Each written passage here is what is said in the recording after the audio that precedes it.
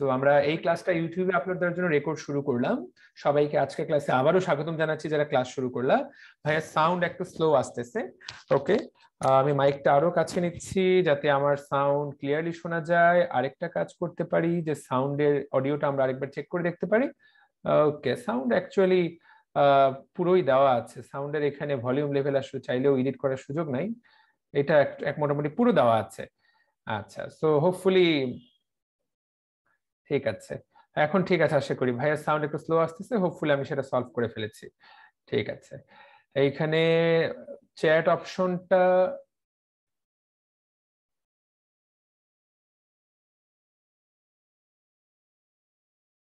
ওকে। শুধুমাত্র কেউ যদি আমাদেরকে কিছু বলার থাকে যে শুধুমাত্র সেই মেসেজ দিতে পারবে, সবাইকে মেসেজ দিতে পারবে না। সো শুধুমাত্র আমাকেই মেসেজ দিতে পারবে। ওকে, সো ডান। সো কারো সমস্যা হলে আমাদেরকে চ্যাটে জানাতে পারো যে কি সমস্যা হচ্ছে, আমি মাঝে মাঝে চ্যাট দেখার চেষ্টা করব। ওকে, সো কালকের পড়াটা আমরা আজকে শুরু করব ইনশাআল্লাহ, এবং আস্তে আস্তে আমরা কালকে যে চ্যাপ্টারটা যেখান থেকে শেষ করেছিলাম সেখান থেকে পড়ানো শুরু করব। আশা করি যে ছোট ভাই আপুটা এখানে ক্লাস করেছো কালকের পড়াটা তুমি সহজ মোটামুটি পড়ে ফেলেছো, এবং আজকে কিন্তু চ্যাপ্টারটা শেষ হবে। পরশুদিন এই চ্যাপ্টারের উপরে পরীক্ষা নিব আমরা, ঠিক আছে? So let's begin. অলরেডি 30টা কমেন্ট চলে আসলো কিভাবে, মানে কিছু সবাই সালাম দিচ্ছে। ওকে, সালামটা আমি সবার নিয়ে নিলাম। রাসেল সালাম দিয়েছে, ইকরামনি সালাম দিয়েছে, সামির সালাম দিয়েছে, মারিয়া শিকদার সালাম দিয়েছে। ওকে, সবার সালাম নিয়ে নিলাম। ঠিক আছে ভাইয়া, এখনো সাউন্ড প্রবলেম হচ্ছে। আমি ঠিক নিশ্চিত না সাউন্ড প্রবলেম কেন হচ্ছে। ভাইয়া মাঝে মাঝে কি আপনার নেটওয়ার্কে প্রবলেম হয়, একটু বাফারিং হয়? নেটওয়ার্কে প্রবলেম হওয়ার তো কথা না, আমাদের এখানে সবচেয়ে স্ট্রং 20 Mbps এর নেট, এর চেয়ে পাওয়ারফুল নেট আছে বলে আমি ঠিক জানি না, তবে তোমার ওখানে নেটের প্রবলেম থাকলেও থাকতে পারে। আমার এখানে মনে হয় না আছে। ভাই আমরা যে পেইড ব্যাচে আছি, আপনার ফ্রি ক্লাসগুলো করাচ্ছেন, ওগুলো কি আর পেইড ব্যাচে নিবেন না? আমরা যেগুলো শুরুতে, এগুলো আসলে নেওয়া হবে না। এগুলা যখন হচ্ছে ভবিষ্যতে রিভাইস ক্লাসের সাথে যদি করা হয়, ভবিষ্যতে রিভাইস ক্লাসের সাথে করা হলে করা হতে পারে, তবে যেটা আমরা শুরু করলাম নেওয়া হবে না। ওকে, তো সবার কমেন্ট দেওয়া দরকার নেই, চ্যাট আমি এখন আর দেখবো না। কমেন্ট দিয়ে সবাই মোটামুটি আমাকে পাগল বানায় ফেলছে, আমি আর চ্যাটের দিকে আপাতত যাচ্ছি না, আমি পড়ানো শুরু করছি। ঠিক আছে, ফাইন। তৌহিদ বলেছে সাউন্ড ঠিক আছে। কথা বাড়ালেই কথা বাড়বে। আমরা পড়ালেখা করব, কালকে যা যা পড়াইছিলাম সেগুলো আজকে কিন্তু জিজ্ঞাসা করব, এবং আজকে কালকের পড়ানোর পরে আজকে গুরুত্বপূর্ণ যে জায়গা থেকে পড়ানো শুরু হবে। সো প্রত্যেকটা জিনিস পরীক্ষার জন্য খুবই গুরুত্বপূর্ণ। এবং আমরা পড়বো হলো ফটো তড়িৎক্রিয়া, এইখান থেকে পড়া শুরু হবে ফটো ইলেকট্রিক ইফেক্ট। এবং যেই জিনিসটা আসলে বলা হচ্ছে যে গত 100 বছরে এটা এমন একটা বিষয় যেটা 100 বছরে আমাদের বিজ্ঞানকে অনেকটুকু বদলে দিয়েছে। ওকে, যারা হাত তুলছো আমি বলবো যে আপাতত হাত তুলো না, শুধুমাত্র যখন আমি হাত তুলতে বলবো পরবর্তীতে শুধুমাত্র তখন হাত তুলবেন, আপাতত হাত টাত কোনো কিছুই তোলার দরকার নাই। আমরা পড়া শুরু করি, যার যে সমস্যা আমরা মাঝখানে সমস্যার সমাধানের সেশন রাখবো, তখন আপনাদের সমস্যার সমাধান করব। আর আজকে যেহেতু আমরা শুরুই করেছি 7টা 15-তে, এক টানে ক্লাস শেষ করে দেওয়া হবে। It will be no break class, কোনো মাঝখানে নামাজের কোনো ব্রেক ট্রেক নাই। যারা নামাজ পড়বেন নামাজ পড়ে ফেলবেন, আশা করি আমরা খুব দ্রুত চ্যাপ্টারটা শেষ করে ফেলবো। আজকে এমন না যে একদম 2.5 ঘন্টা ধরেও চ্যাপ্টার শেষ করা যাবে না, আজকে চ্যাপ্টার শেষ করে ফেলবো। সো চলো পড়া শুরু করা যাক। আমরা পড়বো হলো ফটো তড়িৎ ক্রিয়া। আচ্ছা,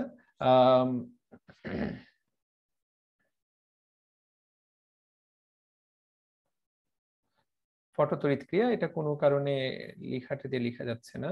ওকে, সো চলো শুরু করা যাক। ফটো তড়িৎ ক্রিয়া কি জিনিস, এখানে আমরা যদি দেখতে পাই ফটো পরীক্ষায় এখান থেকে কি কি প্রশ্ন আসবে আমরা আগেই বলে নিচ্ছি। আমি যা পড়াচ্ছি তোমরা অনেকে মেনশন দিচ্ছ, থ্যাংক ইউ সো মাচ যে তোমরা একে অপরকে মেনশন দিচ্ছ। এইটুকু বলতে পারি, আমরা ডিএমসি ড্রিমার্সে যা পড়াচ্ছি, দ্যাট উইল বি ইনাফ। এবং আমরা আবারও বলছি, আমরা যে পেইড ব্যাচটা শুরু করেছি, যেটাতে মাসে 2000 টাকা দিয়ে তুমি জয়েন করতে পারবা, 3 মাসে মাত্র 6000 টাকা, এখানে আমরা সব পড়াবো। সব মানে সব, সব মানে একদম সকল বইয়ের প্রত্যেকটা চ্যাপ্টার ধরে ধরে আলোচনা করা হবে, ফুল সিলেবাস একদম এইভাবেই ধরে আলোচনা করা হবে। এবং সাধারণ জ্ঞান ইংলিশের একদম ডিটেইলস আলোচনা করা হবে। তোমরা আরো অনেক জায়গায় কোর্স করতে পারো, তবে এইটুকু বলতে পারি this will be the most decorated course. তুমি আর যে জায়গায় অলরেডি আমাদের সাথে বোধহয় 203 জন বা 203-4 জন যুক্ত হয়েছে। আমরা এই পুরো আগস্ট মাস জুড়ে তোমরা চাইলে জয়েন করতে পারবা এই ব্যাচে। এরপর আর আমরা কোনো নতুন ব্যাচ শুরু করব না। বিশেষ করে যারা 21-এর আছো তারা তো অবশ্যই জয়েন করতে পারো, যারা এইখানে 21-এর ক্লাস করছো তারা অবশ্যই জয়েন করতে পারবে। যারা 22-এর আছো তারা যদি চাও পুরো বইটা শেষ করতে, পুরো বইয়ের উপরে দক্ষ হতে, আমরা বলবো যে ডিএমসি রিমার্সের কোর্সের কোনো বিকল্প নাই। এখন আমরা এটুকু বলবো না যে বাকি যত কোর্স আছে দুনিয়ার সবগুলো খারাপ, অবশ্যই সবাই খুবই ভালো পড়ায়, তবে এইটুকু বলতে পারি যে this will be the most helpful course, এইটুকু আমরা বলতে পারি। সো তোমরা চাইলে আমাদের সেই ব্যাচে জয়েন করতে পারো, এবং এই যে ক্লাসগুলো এইভাবেই ক্লাস নেওয়া হয়, বরং এখানে তো আমরা ফেসবুকের লাইভ করছি, ওখানে কোনো ধরনের আমরা লাইভের, ওখানে ফেসবুক লাইভ না, ওখানে আমরা জুমের মাধ্যমে ক্লাস করি। ওখানে যেহেতু আমরা ফেসবুকের এই সময়টুকু বাঁচিয়ে ফেলি, ফেসবুকের কমেন্ট আমাদের দেখতে হয় না, ওখানে আরেকটু বেটার সার্ভিস পাওয়া যায়। সো চাইলে এটাতে জয়েন করতে পারো। এবং আজকে এই কোর্সে আমরা ওখানে মেডিকেলে চান্স পাওয়ার জন্য যা লাগে সবই পড়াবো। আজকে আমরা কিন্তু মেডি ফিজিক্স পড়ছি, ঠিক আছে? সো আজকে আমরা মেডিকেলের ফিজিক্সের জন্য এই চ্যাপ্টারের বাকি অংশ থেকে যা যা জানা দরকার সবই আমি তোমাকে জানিয়ে দিব। এমন না যে একজন ফিজিক্স যারা পড়ে, পদার্থবিজ্ঞানে যারা পড়ালেখা করে তাদের মতো করে আমরা ফিজিক্স আজকে পড়বো না। আগেই আমরা বলিনি, আমরা কিন্তু মেডিকেলের জন্য যেভাবে দরকার সেইভাবে ফিজিক্স পড়ছি। সো ভবিষ্যতে কেউ যদি বলো যে এই জিনিস এইভাবে পড়ানো হচ্ছে কেন, আমরা তো একদম কোনো ডিরাইভেশনই করলাম না, এই সূত্রটার ব্যাখ্যাই গেলাম না, আগেই বলে নিচ্ছি আমরা কোনো ব্যাখ্যাতেই যাব না, কারণ আমরা মেডিকেল ফিজিক্স নিয়ে পড়ালেখা করছি। সো এটা মেডিকেল চান্স পাওয়ার জন্য যে ফিজিক্স দরকার আমরা সেইটা নিয়ে পড়ালেখা করছি। ওকে, ঠিক আছে। একটা জাস্ট এটা আমাকে, যে ফাইলটা আমি ওপেন করে রেখেছি সেই ফাইলটা কোনো কারণে লেখা যাচ্ছে না সেটাতে। ইয়েস, ওকে ফাইন, এখন লিখে যাচ্ছে। সো আমরা ফটো ইলেকট্রিক ক্রিয়া পড়া শুরু করব। এখানে অনেকজন কমেন্ট করছো, ফেসবুকে অলরেডি আমাদের সাথে 157 জন জয়েন করেছে, খুবই ভালো। ঠিক আছে ভাইয়া, 5টা এক্সাম একসাথে কবে নেবেন? আদ্রিতা বর্ণিল। আচ্ছা, এই ঘোষণাটা আরেকবার শুরুতেই দিয়ে দিই, আমরা 5টা এক্সাম ক্লাস নিব, পরীক্ষা নিব হলো আগামী 12 তারিখ। যে আমরা পদার্থবিজ্ঞান ফ্রি কোর্স সেটা আগামী 12 তারিখ নেওয়া হবে, আর 11 তারিখ আজকের যে চ্যাপ্টারটা পড়ানো হচ্ছে সেইটার পরীক্ষা নেওয়া হবে, আধুনিক পদার্থবিজ্ঞানের সূচনা।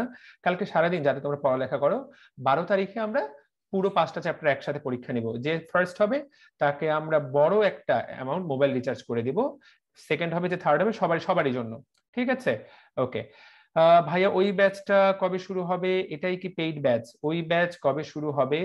ওই ব্যাচের ক্লাস আমরা 5 তারিখে ওরিয়েন্টেশন করেছি। এখন আমরা আগামী 1 মাস, যারা আমাদের অগাস্ট ব্যাচে আছো তারা একটু কনফিউজ, তারা আগামী 1 মাস আমরা যে ক্লাসগুলো নিচ্ছি সেইগুলাতেই আপনারা অংশ নেবেন। আমরা এই ক্লাসগুলো, আমরা কিছু ক্লাস আগামী 15 দিন আমরা অ্যাটলিস্ট 7 থেকে 10টি ক্লাস আমরা আসলে ফ্রিতে সবার সাথে শেয়ার করব, যাতে সবাই আসলে বুঝতে পারে যে ক্লাসগুলো কেমন, যাতে সিদ্ধান্ত নেওয়া যায়। তো যা ক্লাস হবে অগাস্ট ব্যাচের সবাই এই ক্লাসগুলোই করবে এবং সবাই এই ক্লাসগুলো করবে। 25 তারিখের পর থেকে আমরা একদম শুধুমাত্র পেইড ব্যাচে ক্লাস নিব, তখন আর এই ক্লাসগুলো কোনোভাবে উন্মুক্ত করা হবে না। তো যারা অগাস্ট ব্যাচে আছো এই ক্লাসগুলোই করতে হবে, এইগুলোই পড়বো। এই ক্লাসগুলোকে আবার হবে কিনা, হ্যাঁ, যদি আমরা ভবিষ্যতে সময় পাই, তোমরা তো 5 তারিখের পর যা হচ্ছে এই ক্লাসগুলো যদি ভবিষ্যতে সময় পাই তাহলে আবার নেওয়া হবে, তবে সময় না পেলে নেওয়া হবে না, তবে সময় পাওয়ার সম্ভাবনা যেহেতু বেশি আবার নেওয়ার সম্ভাবনা বেশি। তবে ধরে নিতে হবে যে এই ক্লাসগুলি করতে হবে, আবার নিব না। যেমন সকালে একজন ফোন দিল, ওকে বলেছে এই ক্লাস পরে হবে, ও আর ক্লাসই করলো না, ব্যাপারটা বেশ অবাক করলো আমাকে। আচ্ছা, ক্লাস করতে হবে এবং পড়ে ফেলতে হবে, পরীক্ষায় অংশ নিতে হবে। তো চলো শুরু করা যাক। ফটো ইলেকট্রিক ক্রিয়া, আমি আগামী 1.5 ঘন্টা এই চ্যাপ্টারটা বাকিটুকু পড়ানো শেষ করব। আমি চাইলে এটা আধা ঘন্টায় পড়াতে পারি, কিন্তু যেহেতু এখানে 3 ধরনের স্টুডেন্ট আছে, 20, 21, 22, আমরা খানিকটা স্লো পড়বো। তো স্লো পড়লে কারোই কোনো লস হবে না, বরং জিনিসটা সম্পর্কে একটা ইন ডেপথ আইডিয়া কাজ করবে। ফটো ইলেকট্রিক ক্রিয়া, ফটো শব্দের অর্থ আলো, ইলেকট্রিক বা তড়িৎ শব্দের অর্থ হলো বিদ্যুৎ। খুবই সহজ কথা, ইলেকট্রিক দিয়ে অনেক সময় ইলেকট্রনও বুঝতে পারি, খুবই সহজ কথা। কোনো ধাতব পদার্থের উপরে যদি আলো পতিত হয়, দৃশ্যমান আলো বা যে কোনো আলো, তাকায় দেখো, দৃশ্যমান আলো হতে পারে বা যে কোনো বিদ্যুৎ চৌম্বকীয় তরঙ্গ, যেগুলো আমরা গতকালকে বললাম, মাইক্রোওয়েভ, রেডিও ওয়েভ, তারপরে দৃশ্যমান আলো, ইউভি রে, এক্স রে, গামা রশ্মি, এই সবগুলাকে বলা হয় বিদ্যুৎ চুম্বকীয় তরঙ্গ। আশা করি ভৌত আলোক বিজ্ঞান ক্লাসটা যারা করেছো, ওই ছকের মধ্যে যে তরঙ্গগুলোর কথা বলা হয়েছে সবগুলোই হলো বিদ্যুৎ চুম্বকীয় তরঙ্গ।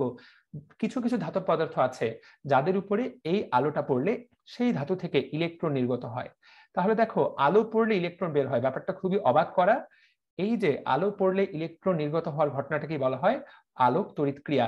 ভর্তি পরীক্ষায় খুব সহজ ভাষায় বলা হবে আলোর প্রভাবে ইলেকট্রন নির্গত হওয়াকে কি বলা হয়?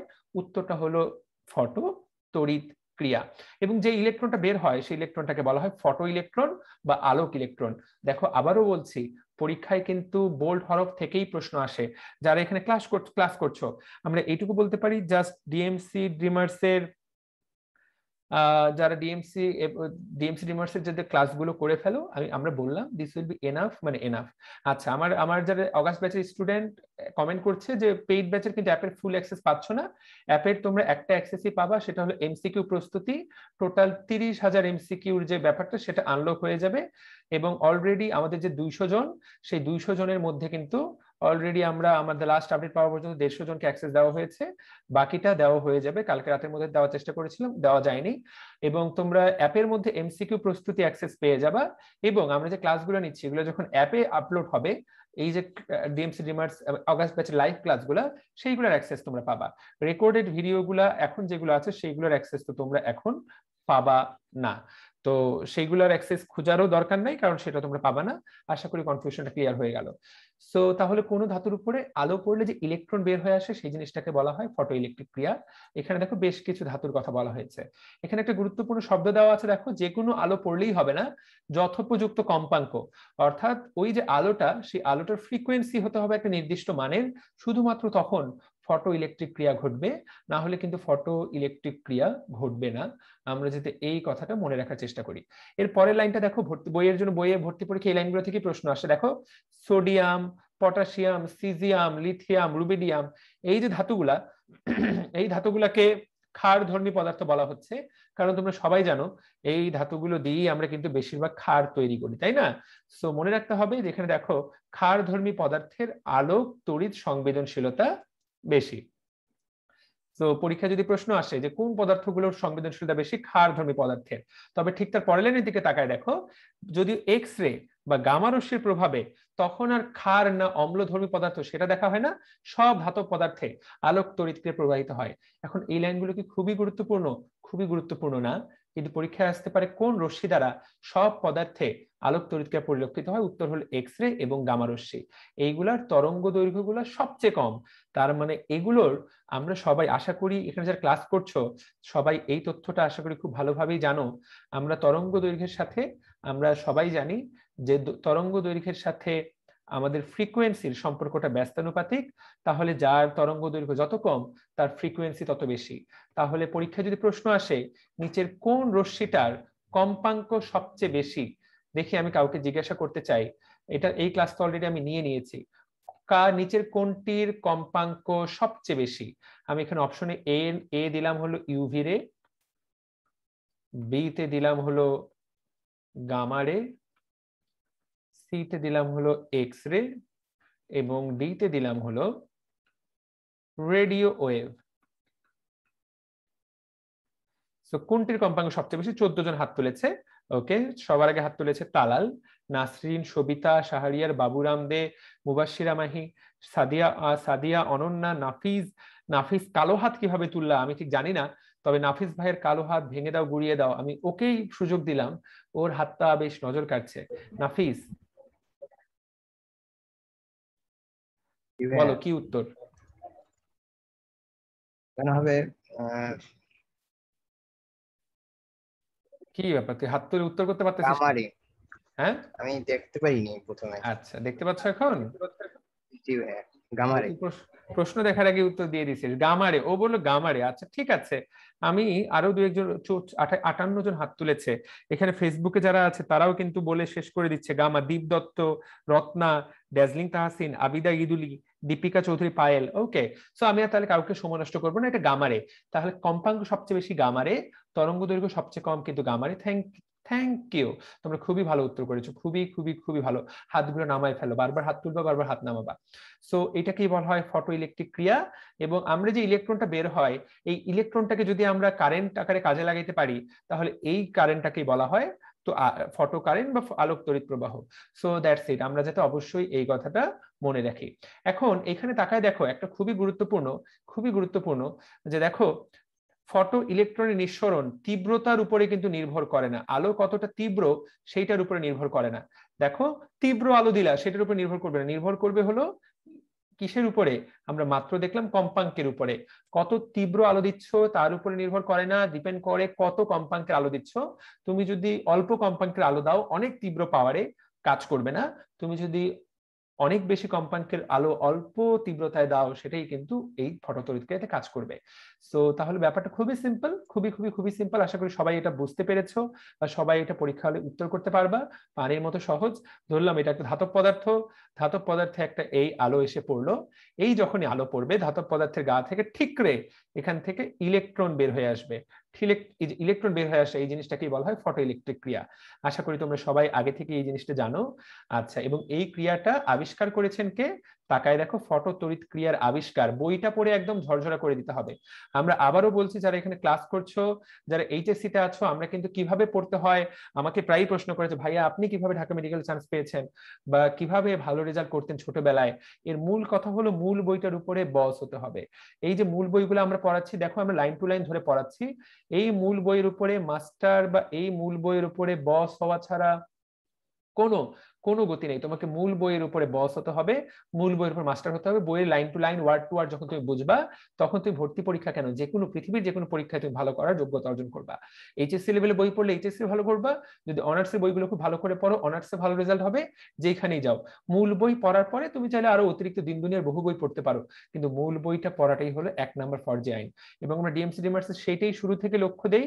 এবং এটা শুধুমাত্র কিন্তু এমন না যে তোমাকে মেডিকেলে সাহায্য করবে, এটা কিন্তু এমন না তোমাকে মেডিকেল ভর্তি পরীক্ষা সাহায্য করবে। বাংলাদেশে যত পরীক্ষা আছে, যত পরীক্ষা বুয়েট মেডিকেল যাই হোক, সকল পরীক্ষায় তোমাকে যে মূল বই পড়াটা সাহায্য করবে। সো আমরা যে কোর্সটা তোমাকে পড়িয়ে দিচ্ছি, আমরা তো বলছি this is the best course. এবং এইটুকু আমরা বলতেই পারি, তোমরা যারা ক্লাস করছো অলরেডি, আমাদের আগের 3টা ব্যাচের স্টুডেন্ট, তারা যারা ক্লাস করছো, আশা করি তোমরা বইয়ের উপরে এখন আগের চেয়ে অনেক বেশি কনফিডেন্ট। যারা নতুন ক্লাস করবা, আমরা এইটুকু বলতে পারি, কেউ যদি আমাদের পড়ানোর পরে বইটা একবার শুধু পড়ে, সে আগের চেয়ে বইয়ে অনেক বেশি কনফিডেন্ট অনুভব করবে নিজেকে। আচ্ছা, এখানে তাকায় দেখো, ব্যাপারটা খুবই মজার। এই যে আলোক তড়িৎ ক্রিয়া, এটা আবিষ্কার করে হয় কিন্তু 1873 সালে, এবং এটা কিন্তু খুব বিখ্যাত আবিষ্কারও কিন্তু কোনো খুব বিখ্যাত বিজ্ঞানী না, তিনি ছিলেন একজন টেলিফোন অপারেটর।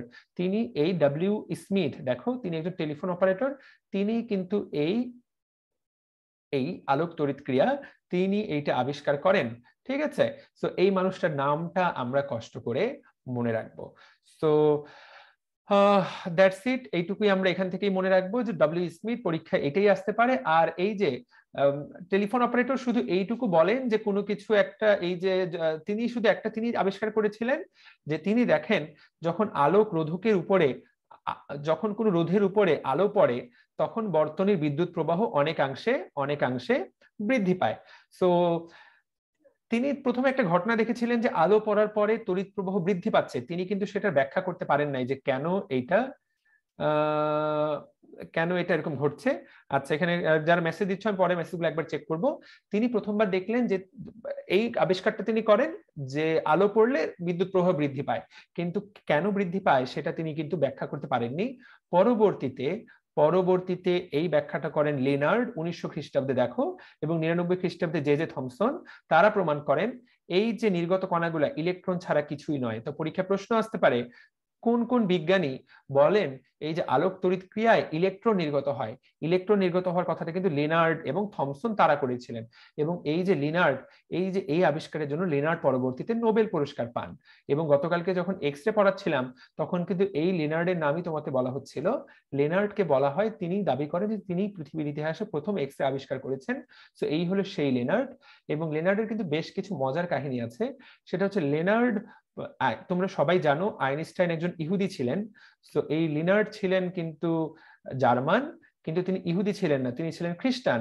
যেহেতু আইনস্টাইন ইহুদি ছিলেন, তোমরা সবাই জানো দ্বিতীয় বিশ্বযুদ্ধে হিটলার অনেক ইহুদিদেরকে মেরে ফেলেছিলেন। এবং হিটলার বলতেন যে এই যে জার্মানবাসীর এত দুঃখ দুর্দশা, সবকিছুর পিছনে মূল হতা হলো এই ইহুদিরা। সো জার্মানরা ইহুদিদেরকে তখন খুব অপছন্দ করতে শুরু করে। আইনস্টাইন কিন্তু বাধ্য হয় জার্মানি ছেড়ে আমেরিকাতে চলে যেতে। তখন এই যে জার্মানি ছেড়ে তিনি আমেরিকাতে চলে জীবনের শেষ 5-10 বছর তিনি আমেরিকাতেই কাটান। তখন মূলত লেনার্ড মূলত আইনস্টাইনকে তিনি সহ্য করতে পারতেন না।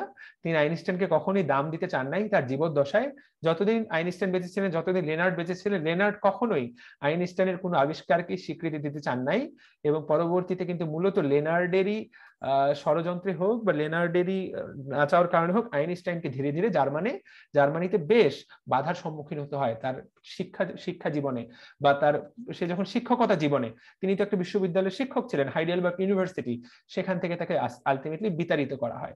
সো লিনার্ড মানুষটা বিজ্ঞানী হিসেবে অসাধারণ হলেও একজন ব্যক্তি হিসাবে আসলে অসাধারণ কিনা সেটা একটা দেখার বিষয়। এবং আমরা আসলে এখন এমন এক মানে আমরা যাদেরকে দেখি, আমরা যে বিজ্ঞানীগুলোর কথা জানি, আমরা কিন্তু শুধু তাদের বিজ্ঞান নিয়ে আলোচনা করছি। সো আজকের এই যুগে ব্যাপারটা কিন্তু এমন হয়ে যাচ্ছে যে ধরো ব্যাপারটা খুবই রিলেটেবল আজকের এই যুগে, যে একজন কোনো ফিল্ডে খুব অসাধারণ, ধরো একজন শিক্ষক, তিনি খুব অসাধারণ শিক্ষক, কিন্তু তিনি যে মানুষ হিসাবে অসাধারণ হবেন তার কিন্তু কোনো গ্যারান্টি নাই। যেমন যে লেনার্ড, তিনি একজন অসাধারণ বিজ্ঞানী হলেও তিনি যে মানুষ হিসেবে অসাধারণ হবেন তার কিন্তু কোনো গ্যারান্টি নাই। সো আমাদের মানুষের আলটিমেট লক্ষ্য কি হওয়া উচিত সেটা নিয়ে সবসময় একটা প্রশ্ন থাকে, যে আসল লক্ষ্য কি খুব অসাধারণ বিজ্ঞানী হওয়া, অসাধারণ শিক্ষক হওয়া, নাকি অসাধারণ মানুষ হওয়া, সেটা নিয়ে প্রশ্ন হতে পারে।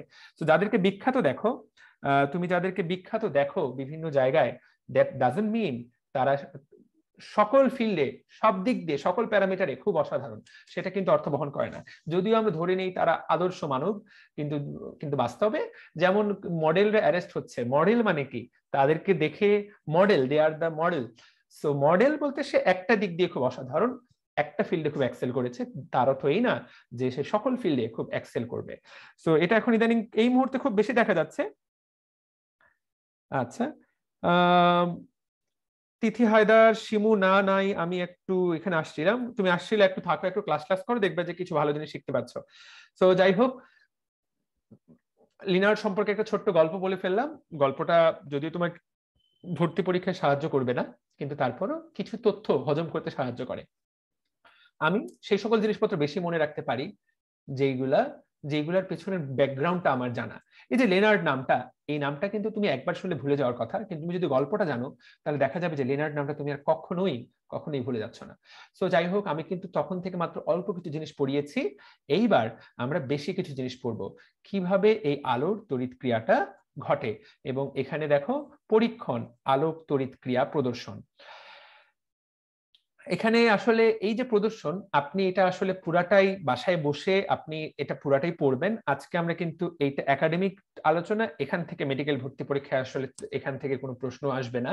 তবে আমি রিডিং পড়ার জন্য লিখে দিলাম, তুমি এটা যখন পড়বা, এই চ্যাপ্টারটা যখন পড়বা, 21-এর বাচ্চারা অলরেডি হয়তো বা পড়ে ফেলেছো, 22-এর বাচ্চারা হয়তো খুব সামনেই পড়বা, এটা সবারই শর্ট সিলেবাস এই চ্যাপ্টারটা কিন্তু আছে। তো এই চ্যাপ্টারটা যখন তুমি পড়বা, তখন কিভাবে ফটো ইলেকট্রন বের হয়, কিভাবে যে ইলেকট্রনটা বের হয়, বা বাস্তবে আমি তো আমরা তত্ত্বীয়ভাবে বলতে পারি যে আলো পড়লে ইলেকট্রন বের হবে, কিন্তু সেটা তো আমাকে পরীক্ষাগারে করে দেখতে হবে, কি কোন ধরনের যন্ত্র বের হয় সেইটা আমরা এখানে, তুমি এটা দেখবা। আমি আপাতত সেই জায়গায় সেই আলোচনাতে যাব না, আমি শুধুমাত্র মেইন 3টা কথা পড়িয়ে দিব। একটা হলো সূচন কম্পাঙ্ক, একটা হলো নিবৃত্তি বিভব, আর একটা হলো কার্য অপেক্ষক। আমি আবারও বলছি, তুমি যে কোনো পরীক্ষায় অংশ নিলে এই 3টা তথ্য থেকেই পরীক্ষায় প্রশ্ন আসবে। ঠিক আছে, একদম সহজ কথা। আমরা কিন্তু শুরুতেই বলেছি যে এই যে আলোক তড়িৎ ক্রিয়া, এটা আলোর একটা মাত্র জিনিসের, অনেকগুলো জিনিসের মধ্যে সবচেয়ে গুরুত্বপূর্ণ জিনিস হলো যেই বিষয়ের উপর নির্ভর করে, সেটা হলো কম্পাঙ্ক। সো আবারও বলছি যে কম্পাঙ্কের উপর নির্ভর করে। সো কম্পাঙ্ক, একটা নির্দিষ্ট কম্পাঙ্ক আছে, আলোকে যেই কম্পাঙ্কের বেশি হতে হয়, এই কম্পাঙ্কটাকে বলা হয় সূচন কম্পাঙ্ক। শব্দটা খুবই গুরুত্বপূর্ণ। যদি ফটো ইলেকট্রিক ক্রিয়া পেতে চাও, তাহলে আলোটাকে এই সূচন কম্পাঙ্কের চেয়ে কি হতে হবে, আলোর কম্পাঙ্কটাকে অবশ্যই সূচন কম্পাঙ্কের চেয়ে বেশি হতে হবে। শুধুমাত্র তখনই তুমি ফটো ইলেকট্রিক ক্রিয়া পাবা। তো এখানে দেখো এই কথাটি সুন্দর করে বলা আছে, তাকায় দেখো, প্রত্যেক ধাতুর ক্ষেত্রে একটি ন্যূনতম কম্পাঙ্ক আছে, যার চেয়ে কম কম্পাঙ্ক বিশিষ্ট আলো ওই ধাতুতে ফেলে ইলেকট্রন নির্গত করতে পারে না। এটা কি বলা হয়, প্রারম্ভ বা সূচন কম্পাঙ্ক। সূচন কম্পাঙ্ককে দেখো, কম্পাঙ্ককে আমরা নিউ দ্বারা প্রকাশ করি, সো নিউ নট দ্বারা প্রকাশ করা হয়।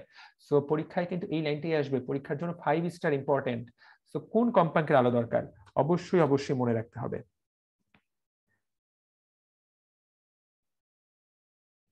আচ্ছা, এখানে প্রমাণ মোটামুটি কমেন্ট করছে যে জার্মান বিজ্ঞানী হেনরিক হার্টজ তিনি এই তড়িৎক্রিয়া আবিষ্কার করেছেন। তপন স্যারের বইয়ে সেটা দেওয়া আছে। দেখো বিজ্ঞানী হেনরিক হার্টজের কথা কিন্তু এইখানেও বলা হয়েছে, কিন্তু তপন স্যারের বইয়ের এখন এই যে হার্টজের কথাটা যেহেতু এখানে স্পষ্টভাবে বলা হয়েছে স্মিথের নামটাই আমরা মনে রাখবো, এই তথ্যটা মনে রাখবো। তবে ওই যে তথ্যটা সেগুলো কিন্তু আমরা লেকচার নোটে দিয়ে রেখেছি, যদি কোনো কারণে স্মিথ অপশন না থাকে তাহলে হার্টজ অপশনে থাকবে, সেক্ষেত্রে হার্টজ অপশনে দাগাবেন। সো আমির স্যারের বইটাকে যদি যেহেতু আমরা স্ট্যান্ডার্ড ধরি, আমরা এইটাই আসলে বলার চেষ্টা করব, এটি আমরা পড়ার চেষ্টা করব। তবে হার্টজটাও যেহেতু তপন স্যারের বই দেওয়া আছে সেটাও মনে রাখা যেতে পারে। তো তাহলে সূচন কম্পাঙ্ক কি জিনিস আশা করি কিছুটা হলেও আমরা বুঝতে পেরেছি। যার হাত তুলছো একবারে রেসপন্ড করব। আচ্ছা, এখন এইখানে তাকায় দেখো আরেকটা জিনিসকে বলা হচ্ছে নিবৃত্তি বিভব। নিবৃত্তি বিভবটা কি জিনিস? নিবৃত্তি মানে নিবারণ করা। মনে করো তুমি একটা কাজ করতে যাচ্ছিলে, খারাপ কাজ, আমি তোমাকে সেই খারাপ কাজটা থেকে নিবৃত্ত করলাম যাতে তুমি ওই খারাপ কাজটা না করো। তো এইখানে নিবৃত্তি বিভব কাকে বলে? নিবৃত্তি বিভব হচ্ছে আমরা জানি যে এখানে আলোক রশ্মি ফেললে সেখানে ফটো ইলেকট্রন বের হয় এবং ফটো ইলেকট্রনটা একটা তড়িৎ প্রবাহ তৈরি করে। যেই তড়িৎ প্রবাহটা তৈরি করে সেই তড়িৎ প্রবাহটাকে বলা হয় ফটো কারেন্ট। এখন এই যে কারেন্ট তৈরি করার সময় আমরা তো কারেন্ট তৈরি করার সময় আমরা তো ওখানে একটা বিভব পার্থক্য পাই। তো আমরা এমন যেই বিভব পার্থক্য প্রয়োগ করলে ওই কারেন্ট প্রবাহটা বন্ধ হয়ে যাবে, মানে এই ফটো ইলেকট্রিক কারেন্ট প্রবাহটা আমরা বন্ধ করে দিতে পারবো, সেই বিভবটাকে বলা হয় নিবৃত্তি বিভব। তাহলে দেখো নিবৃত্তি বিভব থেকে পরীক্ষা প্রশ্ন আসতে পারে যে কতটুকু যে বিভব দিলে তড়িৎ ক্রিয়া বন্ধ করে দেওয়া যায় সেটাকে কি বলে? উত্তর হলো নিবৃত্তি বিভব। তো এখান থেকে আসলে যা সংজ্ঞা থেকেই প্রশ্ন আসবে যে কিভাবে কোনটি দ্বারা বন্ধ করা যায়, উত্তর হলো নিবৃত্তি বিভব। ঠিক আছে, এখন এই লাইনটা খুবই গুরুত্বপূর্ণ, এটার কিন্তু আমরা একটু পরে ছকও পড়বো। এটাই আজকের দিনে সবচেয়ে গুরুত্বপূর্ণ টপিকগুলোর একটা। সেই টপিকটার নাম হলো কার্য অপেক্ষক। যারা ক্লাস করছো এই শব্দটা একদম ব্রেনের মধ্যে সেট করে ফেলতে হবে। এটার নাম হলো কার্য অপেক্ষক। খুবই খুবই খুবই গুরুত্বপূর্ণ। কার্য অপেক্ষক কি জিনিস কেউ কেউ যদি তোমাকে প্রশ্ন করে, উত্তর হবে কার্য অপেক্ষক হলো একটা শক্তি। আমাদেরকে আগে এই ছোট্ট জিনিসটা ব্রেনের মধ্যে সেট করতে হবে। কার্য অপেক্ষক কি জিনিস? কার্য অপেক্ষক হলো শক্তি। কি শক্তি? ধরো এটা একটা ধাতু, ধরলাম এটা একটা সোডিয়াম ধাতু। এই সোডিয়াম ধাতু থেকে আমি আলো ফেলে এখান থেকে একটা ইলেকট্রন আমি বের করব, সেটা একটা ইলেকট্রন। এই যে সোডিয়াম ধাতুর উপরে আলো ফেলে ইলেকট্রন বের করতে যতটুকু শক্তি লাগবে, অর্থাৎ যতটুকু শক্তির আলো ফেললে ইলেকট্রনটা বের হয়ে আসবে, সেই শক্তিটাকেই বলা হয় কার্য অপেক্ষক। সহজ ভাষায় ইলেকট্রন বের করতে যে পরিমাণ শক্তি লাগে সেটাকে বলা হয় কার্য অপেক্ষক। এখন তোমরা যারা এখানে ক্লাস করছো মনে রাখতে হবে এক এক ধাতুর ক্ষেত্রে এই শক্তিটা এক এক রকম। কোন ধাতুর ক্ষেত্রে কেমন তার আগে সংজ্ঞাটা একটু দেখে নাও। দেখো কোন ধাতব পৃষ্ঠ হতে শূন্য বেগ সম্পন্ন ইলেকট্রন, জাস্ট ইলেকট্রনটাকে তুমি বের করবে, ইলেকট্রনটা বের হয়ে দৌড় দিবে না কোথাও, শুধু ইলেকট্রনটা এখান থেকে বের হবে, তার মানে কোনো বেগ নাই, ইলেকট্রনটা শুধু বের হয়ে আসবে। এটাকেই বলা হচ্ছে শূন্য বেগ সম্পন্ন ইলেকট্রন। বের করতে যে পরিমাণ শক্তির প্রয়োজন সেটাকেই বলা হয় কার্য অপেক্ষক। কার্য অপেক্ষককে প্রকাশ করে ডাব্লিউ সমান এইচ নিউ দ্বারা। এটা কিন্তু দিন শেষে একটা শক্তি। আমরা নিউ মানে হলো ওই যে আলোর কম্পাঙ্ক, আর এইচ মানে তো প্রাঙ্কের ধ্রুবক, দ্যাটস ইট। এখন এক এক ধাতুর জন্য এক এক রকম এই কার্য অপেক্ষক। আজকে যারা এখানে ক্লাস করছো তোমাদেরকে মাঝে মাঝে কিন্তু কিছু জিনিস মুখস্থ করতে হয়। এই বক্সটা ছোট ভাই আপুরা কষ্ট করে মুখস্থ করতে হবে। 4-5টা পেজ দূরত্বে সবাই চলে যাও। এই বক্সটা মাস্ট মাস্ট মাস্ট এই বক্সটা মুখস্থ করতে হবে। দেখো এক এক ধাতুর কার্য অপেক্ষক এক এক রকম। আমি যে কথাটা বলছিলাম সোডিয়াম, দেখো সোডিয়ামের কার্য অপেক্ষক হলো 2.75। এগুলা কোন এককে দেওয়া আছে? ইলেকট্রন ভোল্ট এককে। তো তোমরা আশা করি সবাই জানো যে ইলেকট্রন ভোল্ট এবং জুলের মধ্যে কি সম্পর্ক।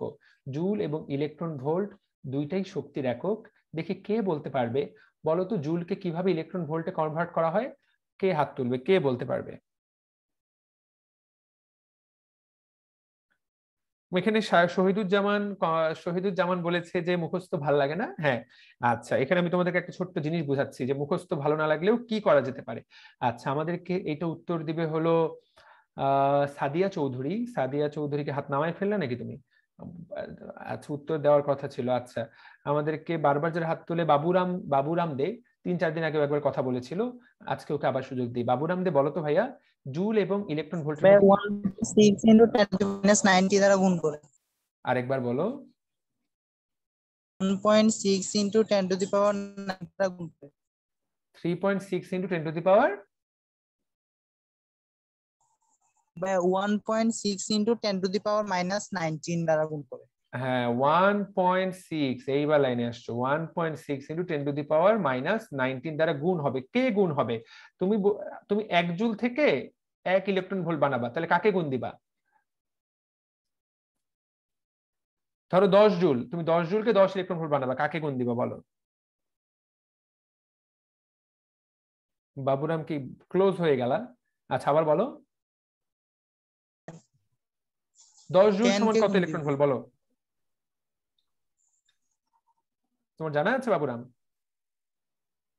1.6 × 10⁻−18 -18। আচ্ছা বাবুরাম, এইভাবে লিখি আমি, তুমি এইভাবে লিখি 1 ইলেকট্রন ভোল্ট সমান কত জুল, এইটাই বলো। ওকে, এইটারই উত্তর দিবা। এখন যে প্রশ্ন দিবা 1 ইলেকট্রন ভোল্ট সমান কত জুল, এটার উত্তর দিবে। এটা উত্তর দিবে আব্দুল্লাহ মুন্সি, বলো। ভাইয়া এটা হবে 1.6 × 10⁻−19 জুল। তাহলে 1 ইলেকট্রন ভোল্ট সমান 1.6 × 10⁻−19 জুল। তার মানে আমরা তাহলে তুমি মনে করো 10 জুলকে ইলেকট্রন ভোল্টে কনভার্ট করবা, কি করবা আব্দুল্লাহ মুন্সি বলো তো? গুণ করবা না ভাগ? ভাইয়া ভাগ করব।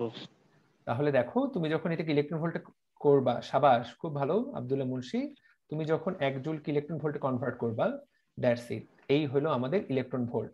সো জুলকে আমরা যখন ইলেকট্রন ভোল্টে কনভার্ট করব, তখন এইটা দ্বারা এই হয়ে গেল ভাগ, কারণ 1 ইলেকট্রন ভোল্ট সমান এই এত জুল। সো এইটা ব্রেনের মধ্যে সেট করতে হবে। এইখানে কিন্তু আমরা জুলেও হিসাব করতে পারি, ইলেকট্রন ভোল্টে হিসাব করতে পারি। হিসাবটা আমরা করেছি হলো ইলেকট্রন ভোল্টে। এখন এই অংশটা একজন কমেন্ট করেছে মুখস্থ করতে ভালো লাগে না। মনে রাখবা যে মুখস্থ যদিও প্রতিভাকে ধ্বংস করে, কিন্তু অনেক সময় সাফল্যকে নিশ্চিত করে। তো মাঝে মাঝে কিছু জিনিস তো অবশ্যই মুখস্থ করতে হবে। মুখস্থ করার চেয়ে আমি যে জিনিসটা বলি, আসলে আমি কখনো মুখস্থ শব্দটা ব্যবহার করি না, আমি বলি যে তোমাকে মনে রাখতে হবে। সো এই অংশটা আসলে মনে রাখতে হবে। সো মনে রাখাটাই বেশি গুরুত্বপূর্ণ। মুখস্থ করা মানে হলো ব্রেনের মধ্যে কোনোভাবে সেট করা, মনে রাখা হলো বিভিন্ন টেকনিকে জিনিসটা ব্রেনের মধ্যে ঢুকায় দেওয়া। তাকায় দেখো, সবচেয়ে বেশি কার্য অপেক্ষক, সবচেয়ে বেশি শক্তি লাগে কোনটা থেকে ইলেকট্রন বের করতে? প্লাটিনাম। তাকায় দেখো, পরীক্ষা কিন্তু এটাই আসতে পারে। সবচেয়ে দামি কোনটা দুনিয়ার? সবচেয়ে দামি হলো প্লাটিনাম। সিজিয়াম, পটাশিয়াম, রুবিডিয়াম এর মধ্যে সবচেয়ে দামি কোনটা? সবচেয়ে দামি হলো স্বর্ণ। তো স্বর্ণ দেখো, যেগুলোর দাম সবচেয়ে বেশি সেগুলো থেকে ইলেকট্রন বের করতেও কিন্তু এগুলো কিন্তু সবচেয়ে কিপ্টের, ইলেকট্রন দিতে চায় না, অনেক টাকা লাগে এদের কাছে ইলেকট্রন কিনতে। এদের দাম দেখো মোটামুটি 5-এর ঘরে। সো 5-এর ঘরে কিন্তু দুইজন, একটা হলো স্বর্ণ আর একটা হলো প্লাটিনাম। এইভাবে মনে রাখা যেতে পারে। রূপা, তামা, এইগুলার দেখো, এইগুলার দাম হলো 4-এর ঘরে। তো তামা রূপা হলো 4-এর ঘরে। সিজিয়াম, পটাশিয়াম আর সোডিয়াম, এরা তো সবাই গ্রুপ 1-এর মৌল। গ্রুপ 1-এর যে মৌলগুলা, এদের সবগুলোই হলো 2-এর ঘরে। সো এই টেকনিকে কিছু জিনিস মনে রাখা যাবে, যে এরা সব 2-এর ঘরে, এরা সব 4-এর ঘরে, এরা সব 5-এর ঘরে। আমি ছোট্টবেলায় এইভাবে মনে রাখতাম। এছাড়া অনেকে অনেক সূত্র ইউজ করে, আমি এই সিম্পল সূত্রগুলো ইউজ করি। সবচেয়ে বেশি সোনা, প্লাটিনাম তো করা হয়ে গেল, সবচেয়ে বেশি প্লাটিনাম, সবচেয়ে কম হলো সিজিয়াম। সো এইখানে আমি 3টার মধ্যে সম্পর্ক বের করে নিতাম। সিজিয়াম আছে, দেখো হাত তুলেছে সারিকা, কোন সমস্যা হচ্ছে? হ্যাঁ বলো তো, শোনা যাচ্ছে না সারিকা? আমার কথা কি শোনা যাচ্ছে না? এই তোমরা শুনতে পাচ্ছ না? জি ভাই, শুনতে পাচ্ছি। হ্যাঁ ভাই শোনা যাচ্ছে তো। থেমে গেছিল, থেমে থেমে যাচ্ছে ভাইয়া, থেমে থেমে যাচ্ছে, মাঝে মাঝে আটকে যাচ্ছে ভাইয়া। আচ্ছা, খুবই খুবই দুঃখিত, মাঝে মাঝে আটকে যাচ্ছে। যদি কোনো অংশ মিস করো, আমরা তো এটা একদম রেকর্ড রাখতেছি, এটা তো একদম স্ক্রিন থেকে রেকর্ড হচ্ছে। সো সেই রেকর্ডটা তোমরা ভবিষ্যতে দেখে নিতে পারো। আমি ঠিক জানি না, একটু নেটে ইস্যু হচ্ছে, কোনো কারণে হচ্ছে, কি কারণে হচ্ছে সেটা আমি জানি না, বাট একটু হচ্ছে। সো যাই হোক, সো এই অংশটুকু মুখস্থ করতে হবে, এই অংশটুকু মনে রাখতে হবে। সো একজন কমেন্ট করেছে ডাক্তার হতে হলে মুখস্থ করতে হবে, মুখস্থ না করলে মুখস্থ না করলে কিভাবে রোগীকে ঔষধ দিবে, এগুলো একটা ভুল ধারণা। যারা বলে যে ডাক্তার হওয়ার জন্য মুখস্থ করতে হয়, এরা আসলে বোকার স্বর্গে বাস করে। এরা আসলে এগুলো আসলে যারা পড়ালেখা করে নাই, যারা ডাক্তারিতে চান্স পায় না, তারা এই ধরনের কথা বলে। মুখস্থ করতে হয় খুবই কম তথ্য, 100% তথ্য পড়লে অ্যাকচুয়ালি মুখস্থর যে বিষয়টা সেটা হলো 5% তথ্য। এবং এই যে 5% তথ্য মুখস্থ করতে হয়, এটা পৃথিবীর যত পড়ালেখা আছে, যাই পড়ো তুমি তুমি যদি মনে করো যে ইঞ্জিনিয়ারিং এ যারা পড়ে তারা কোনো কিছু মুখস্থ করে না, তাহলে জাস্ট ঠিক তুমি জাস্ট একদম বোকার স্বর্গে বাস করছো। তারা আরো বেশি জিনিসপত্র মুখস্থ করতে বাধ্য হয় পরীক্ষাটা পার করার জন্য। ডাক্তারিতে 5% জিনিস মুখস্থ করতে হয়, তবে পড়তে হয় অনেক বেশি, এবং অনেক বেশি পড়ে সেটা মনে রাখতে হয়, বাট সেটা কোনোভাবেই মুখস্থ না। মুখস্থের যে সংজ্ঞা সেইটা কোনোভাবেই না। এবং যারা মেডিকেলে চান্স পায় তারা আসলে কেউ মুখস্থ জিনিসের উপর নির্ভর করে না, তারা অ্যাকচুয়ালি মনে রাখার উপরে জোর দেয়। এবং মনে রাখলেই, না হলে তো বই পড়তে হয় অনেকগুলা। তোমাকে মিনিমাম 1 লাখ পেজ পড়তে, 1 লাখ বেশি বলে ফেলছি, আসলে 1 লাখ হবে না, 5 বছরে তুমি যতগুলা বই পড়বা, এতে মোটামুটি তুমি 40,000 পেজ পড়বা, 40,000 পাতা। এই 40,000 পাতা মুখস্থ করার মতো কোনো মানবের এই পর্যন্ত পৃথিবীতে জন্ম হয়েছে বলে আমার মনে হয় না। ঠিক আছে? তো একটা কোরআন শরীফ মুখস্থ করার জন্য কোরআনে হাফিজ, তাকে কিন্তু দীর্ঘদিন চর্চা করতে হয়। এবং কোরআন শরীফে কতগুলো পাতা? নিশ্চয়ই 40,000 পাতা না। সো এতগুলো পাতা মুখস্থ করে দুনিয়ার কেউ ডাক্তার হয় না, এত পরিশ্রম দুনিয়ার কেউই করে না। সো মুখস্থ করতে হয় না, তবে মনে রাখতে হয়। আশা করি জিনিসটা মনে থাকবে তোমাদের। এর মুখস্থ করার কিছু নেই, তবে এই অংশটা মনে রাখার চেষ্টা করতে হবে, এইভাবে মনে রাখতে হবে। সো তাহলে কার্য অপেক্ষক কি জিনিস আশা করি বুঝতে পারলাম। এই টপিকে আমি আর খুব অল্প সময় ব্যয় করব, কারণ এই টপিকে ব্যয় করার মতো আর কোনো কিছু নাই। আলোক তড়িৎক্রিয়ার বৈশিষ্ট্য থেকে প্রশ্ন আসবে, বৈশিষ্ট্যটা একবার কষ্ট করে বুঝে ফেললেই তোমার পড়া হয়ে গেল। দেখো, আমি শুরুতেই বলে নিচ্ছি যে আলোর নির্গমনের হার কিসের উপর নির্ভর করে? ইলেকট্রন, এই বিষয়টা নির্ভর করে কিসের উপরে? কম্পাঙ্কের উপরে। দেখো, তাহলে এটাকে বলে প্রারম্ভ কম্পাঙ্ক। এই জিনিসটা কিন্তু আমরা পড়ে ফেললাম, কতটুকু আলো বের হবে সেটা কিন্তু প্রারম্ভ কম্পাঙ্ক। এবং বিভিন্ন ধাতুর প্রারম্ভ কম্পাঙ্ক বিভিন্ন। আমরা এই কথাটাও যাতে মনে রাখি, বিভিন্ন ধাতুর প্রারম্ভ কম্পাঙ্ক কিন্তু অবশ্যই বিভিন্ন হবে, সকল ধাতুর এক না। ঠিক আছে? এরপর তাকায় দেখো, এখানে দুইটা জিনিস আছে খুবই গুরুত্বপূর্ণ, যেটা আমরা বুঝি না, যেটা সবার পরীক্ষা যদি আসে যেটা সবাই ভুল করে। একটা হলো যে ইলেকট্রনটা বের হবে, বের হওয়ার পর তার যে গতিবেগ বা ইলেকট্রনটা সর্বোচ্চ গতিবেগটা কম্পাঙ্কের সমানুপাতিক। ইলেকট্রনটা কোন বেগে দৌড়াবে সেইটা কম্পাঙ্কের সমানুপাতিক। আর কতটুকু ইলেকট্রন বের হবে, নির্গমনের হার, এইটা প্রাবল্যের সমানুপাতিক। আলোক ইলেকট্রন নির্গমনের হার প্রাবল্যের সমানুপাতিক। অর্থাৎ তুমি, খুবই গুরুত্বপূর্ণ কথা, এই জিনিসটা কিন্তু খুবই গুরুত্বপূর্ণ। যারা ক্লাসটা করছো এই লাইন থেকেই পরীক্ষা প্রশ্ন আসে, যে তুমি সূচন কম্পাঙ্কের উপরে, অবশ্যই সূচন কম্পাঙ্কের উপরে দিতে হবে। সূচন কম্পাঙ্কের উপরে তুমি যদি বেশি প্রাবল্যের আলো দাও তাহলে বেশি ইলেকট্রন বের হবে, আর যদি কম প্রাবল্যের আলো দাও তাহলে কম ইলেকট্রন বের হবে। তো নির্গমনের হার আলাদা করে লিখে দিচ্ছি, সমানুপাতিক প্রাবল্য, আলাদা করে বলে দিচ্ছি। আর ইলেকট্রনের গতিবেগ নির্ভর করে কম্পাঙ্কের উপরে। সো তুমি যখন পরীক্ষায় অংশ নিবা এই লাইনটা থেকেই প্রশ্ন আসবে, ইলেকট্রনের গতিবেগ কিসের উপর নির্ভর করে? উত্তর হলো কম্পাঙ্ক। নির্গমনের হার কিসের উপর নির্ভর করে? উত্তর হলো প্রাবল্য। এখন এইগুলা প্রত্যেকটারই ব্যাখ্যা আছে, এগুলা বিজ্ঞানীরা পরীক্ষা নিরীক্ষা করে দেখেছেন। তো এই দুইটা তথ্য থেকে পরীক্ষা প্রশ্ন আসে। আরেকটা ছোট্ট জিনিস, এই ঘটনাটা কিন্তু তাৎক্ষণিক ঘটনা, অর্থাৎ যেই মুহূর্তে আলো পড়বে ঠিক সেই মুহূর্তে ইলেকট্রন বের হয়ে আসবে। আলো পড়বে সাথে সাথে ইলেকট্রন বের হবে। কতটুকু সময় পার্থক্য? 10⁻⁹ সেকেন্ড। এখন এই 10⁻⁹ কত কম সেকেন্ড, এটা আসলে তুমি বুঝতেও পারছো না, তোমার কল্পনাতেও নাই। মানে কুরআন শরীফে একটা ভাষা আছে না, সৃষ্টিকর্তা বলেন কুন ফায়াকুন, তিনি বলেন হও এবং সেটা হয়ে যায়। সো এই যে এই হও এবং হয়ে যায় যেটুকু সময় পার্থক্য, এখানে একই রকম সময় পার্থক্য, বলা মাত্র হয়ে যাওয়া, মানে সেকেন্ডের 10⁻⁹ আনবিলিভেবল। সেটা অবশ্যই একটা তাৎক্ষণিক ঘটনা।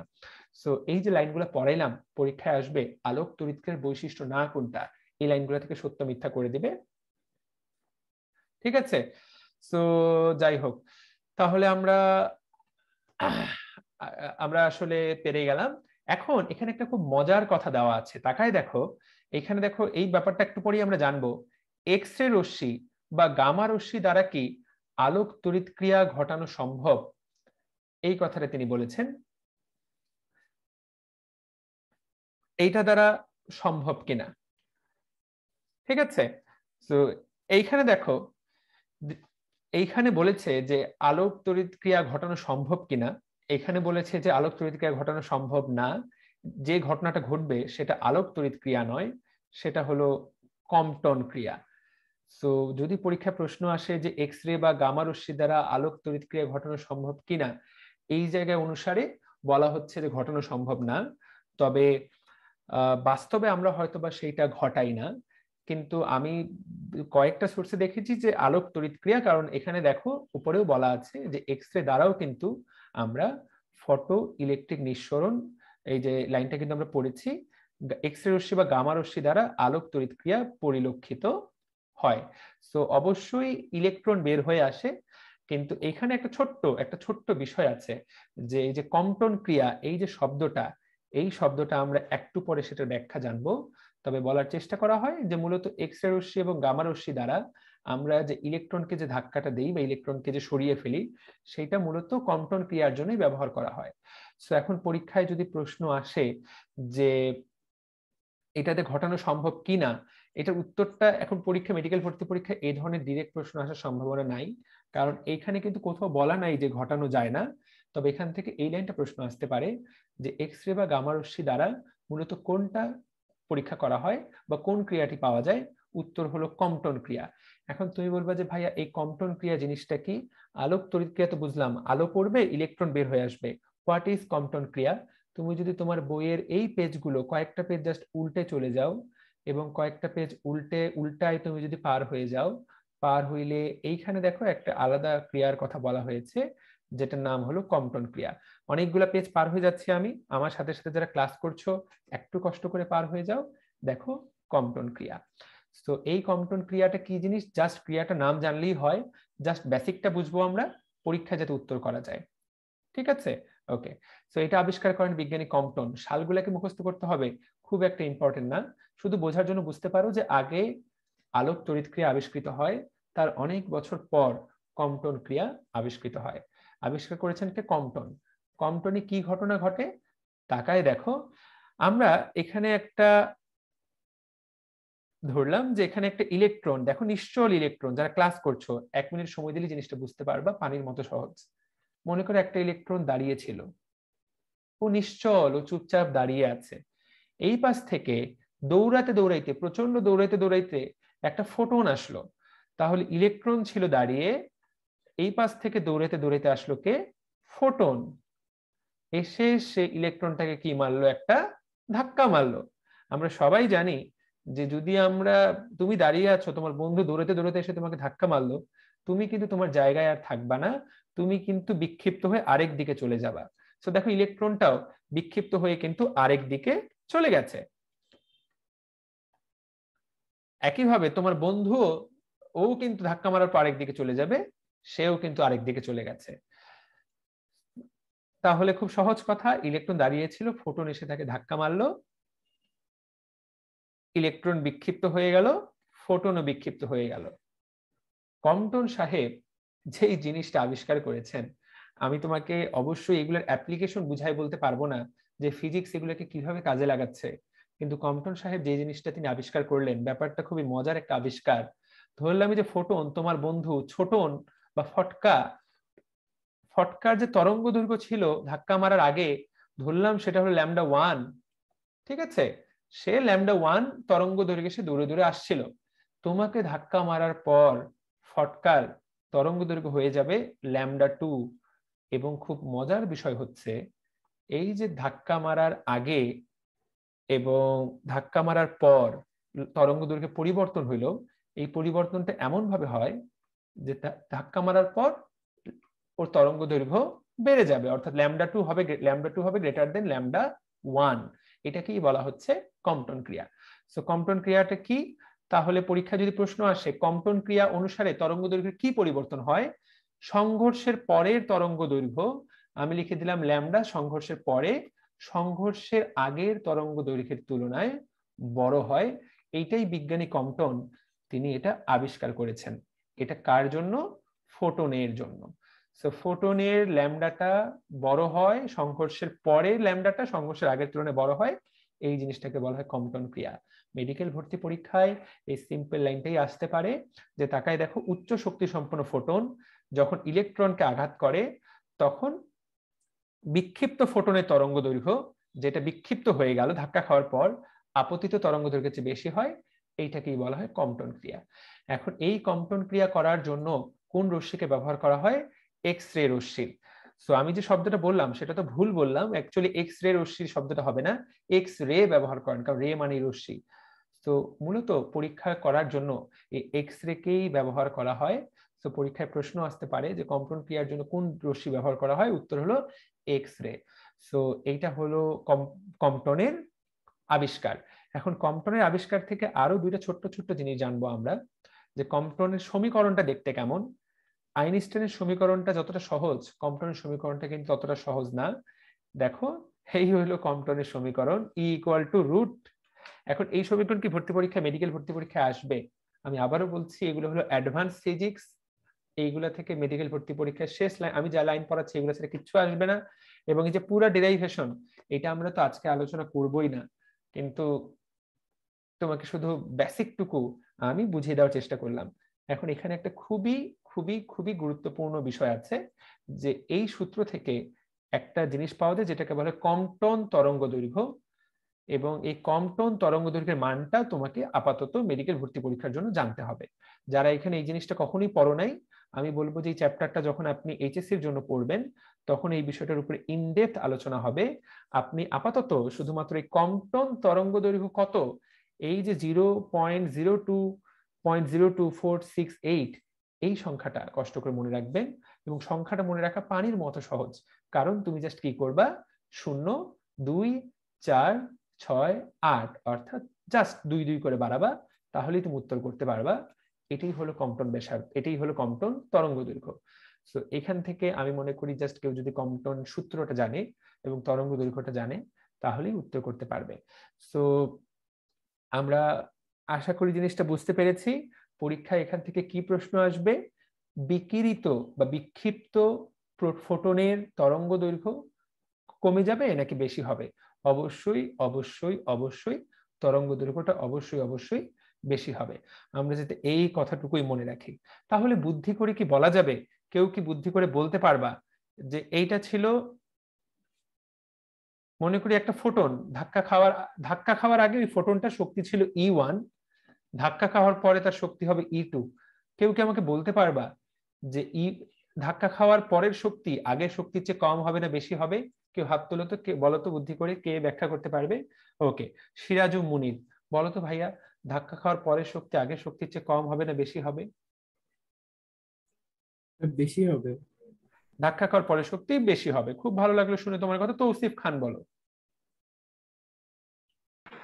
কম হবে। কম হবে, আচ্ছা। আরেকজনের কাছ থেকে শুনি, মাহি বলো।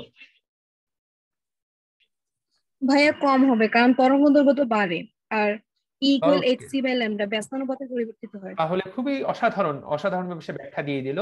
আমরা গতকালকে দেখেছিলাম E = hc/λ, একইভাবে E = hc/λ।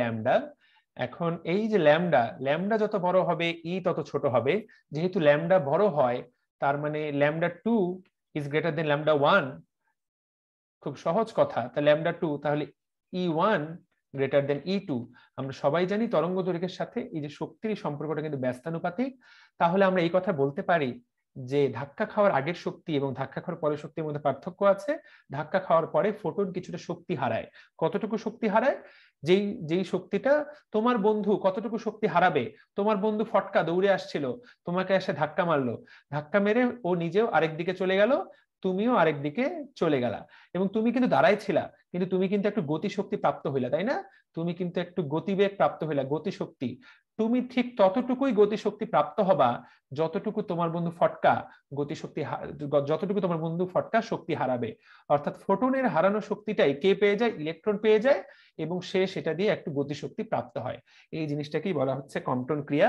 আমি তোমাদেরকে কম্পটন ক্রিয়ার একদম বেসিক জিনিসটা বুঝাই দিলাম, একদম বেসিক জিনিসটা বুঝাই দিলাম। এখানকার ম্যাথ অংশটুকুতে আমি গেলাম না, তবে গ্যারান্টি দিতে পারি যা বুঝাইলাম এইটা দিয়ে তুমি জীবনে কিছু একটা করে খাইতে পারবা।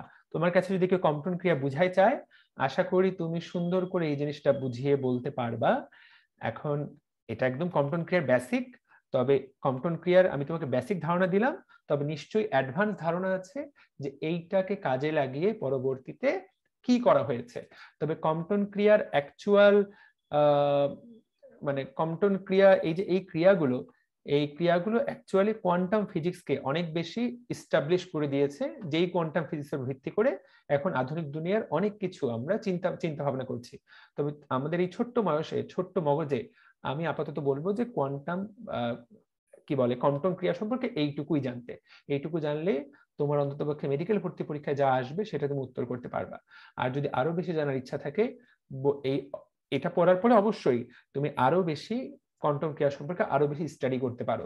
তবে যদি ফিজিক্সে কারো খুব ডিপ নলেজ না দরকার পড়ে, আমি যা পড়াইলাম that is far more than enough.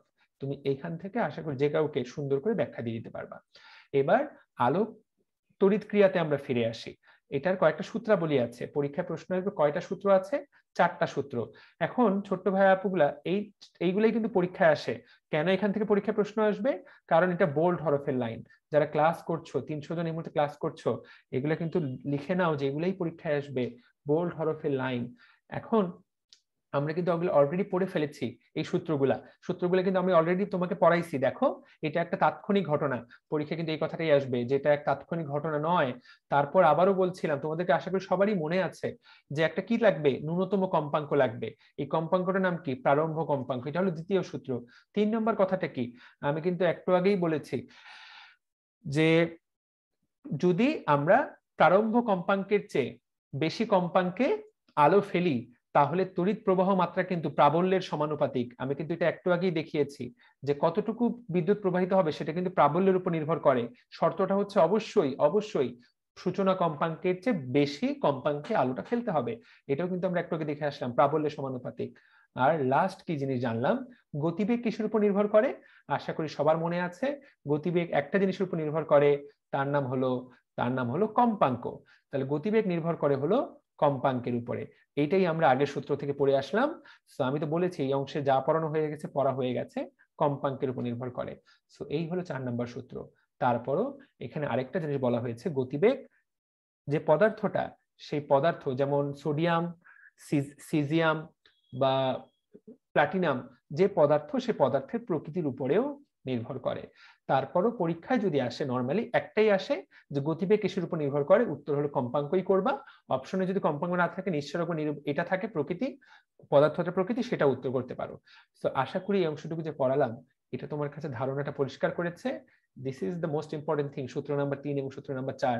যদিও সূত্র নাম্বার 2 হলো একদম নির্বিষ সূচনা কম্পাঙ্ক, কিন্তু পরীক্ষার জন্য খুবই গুরুত্বপূর্ণ।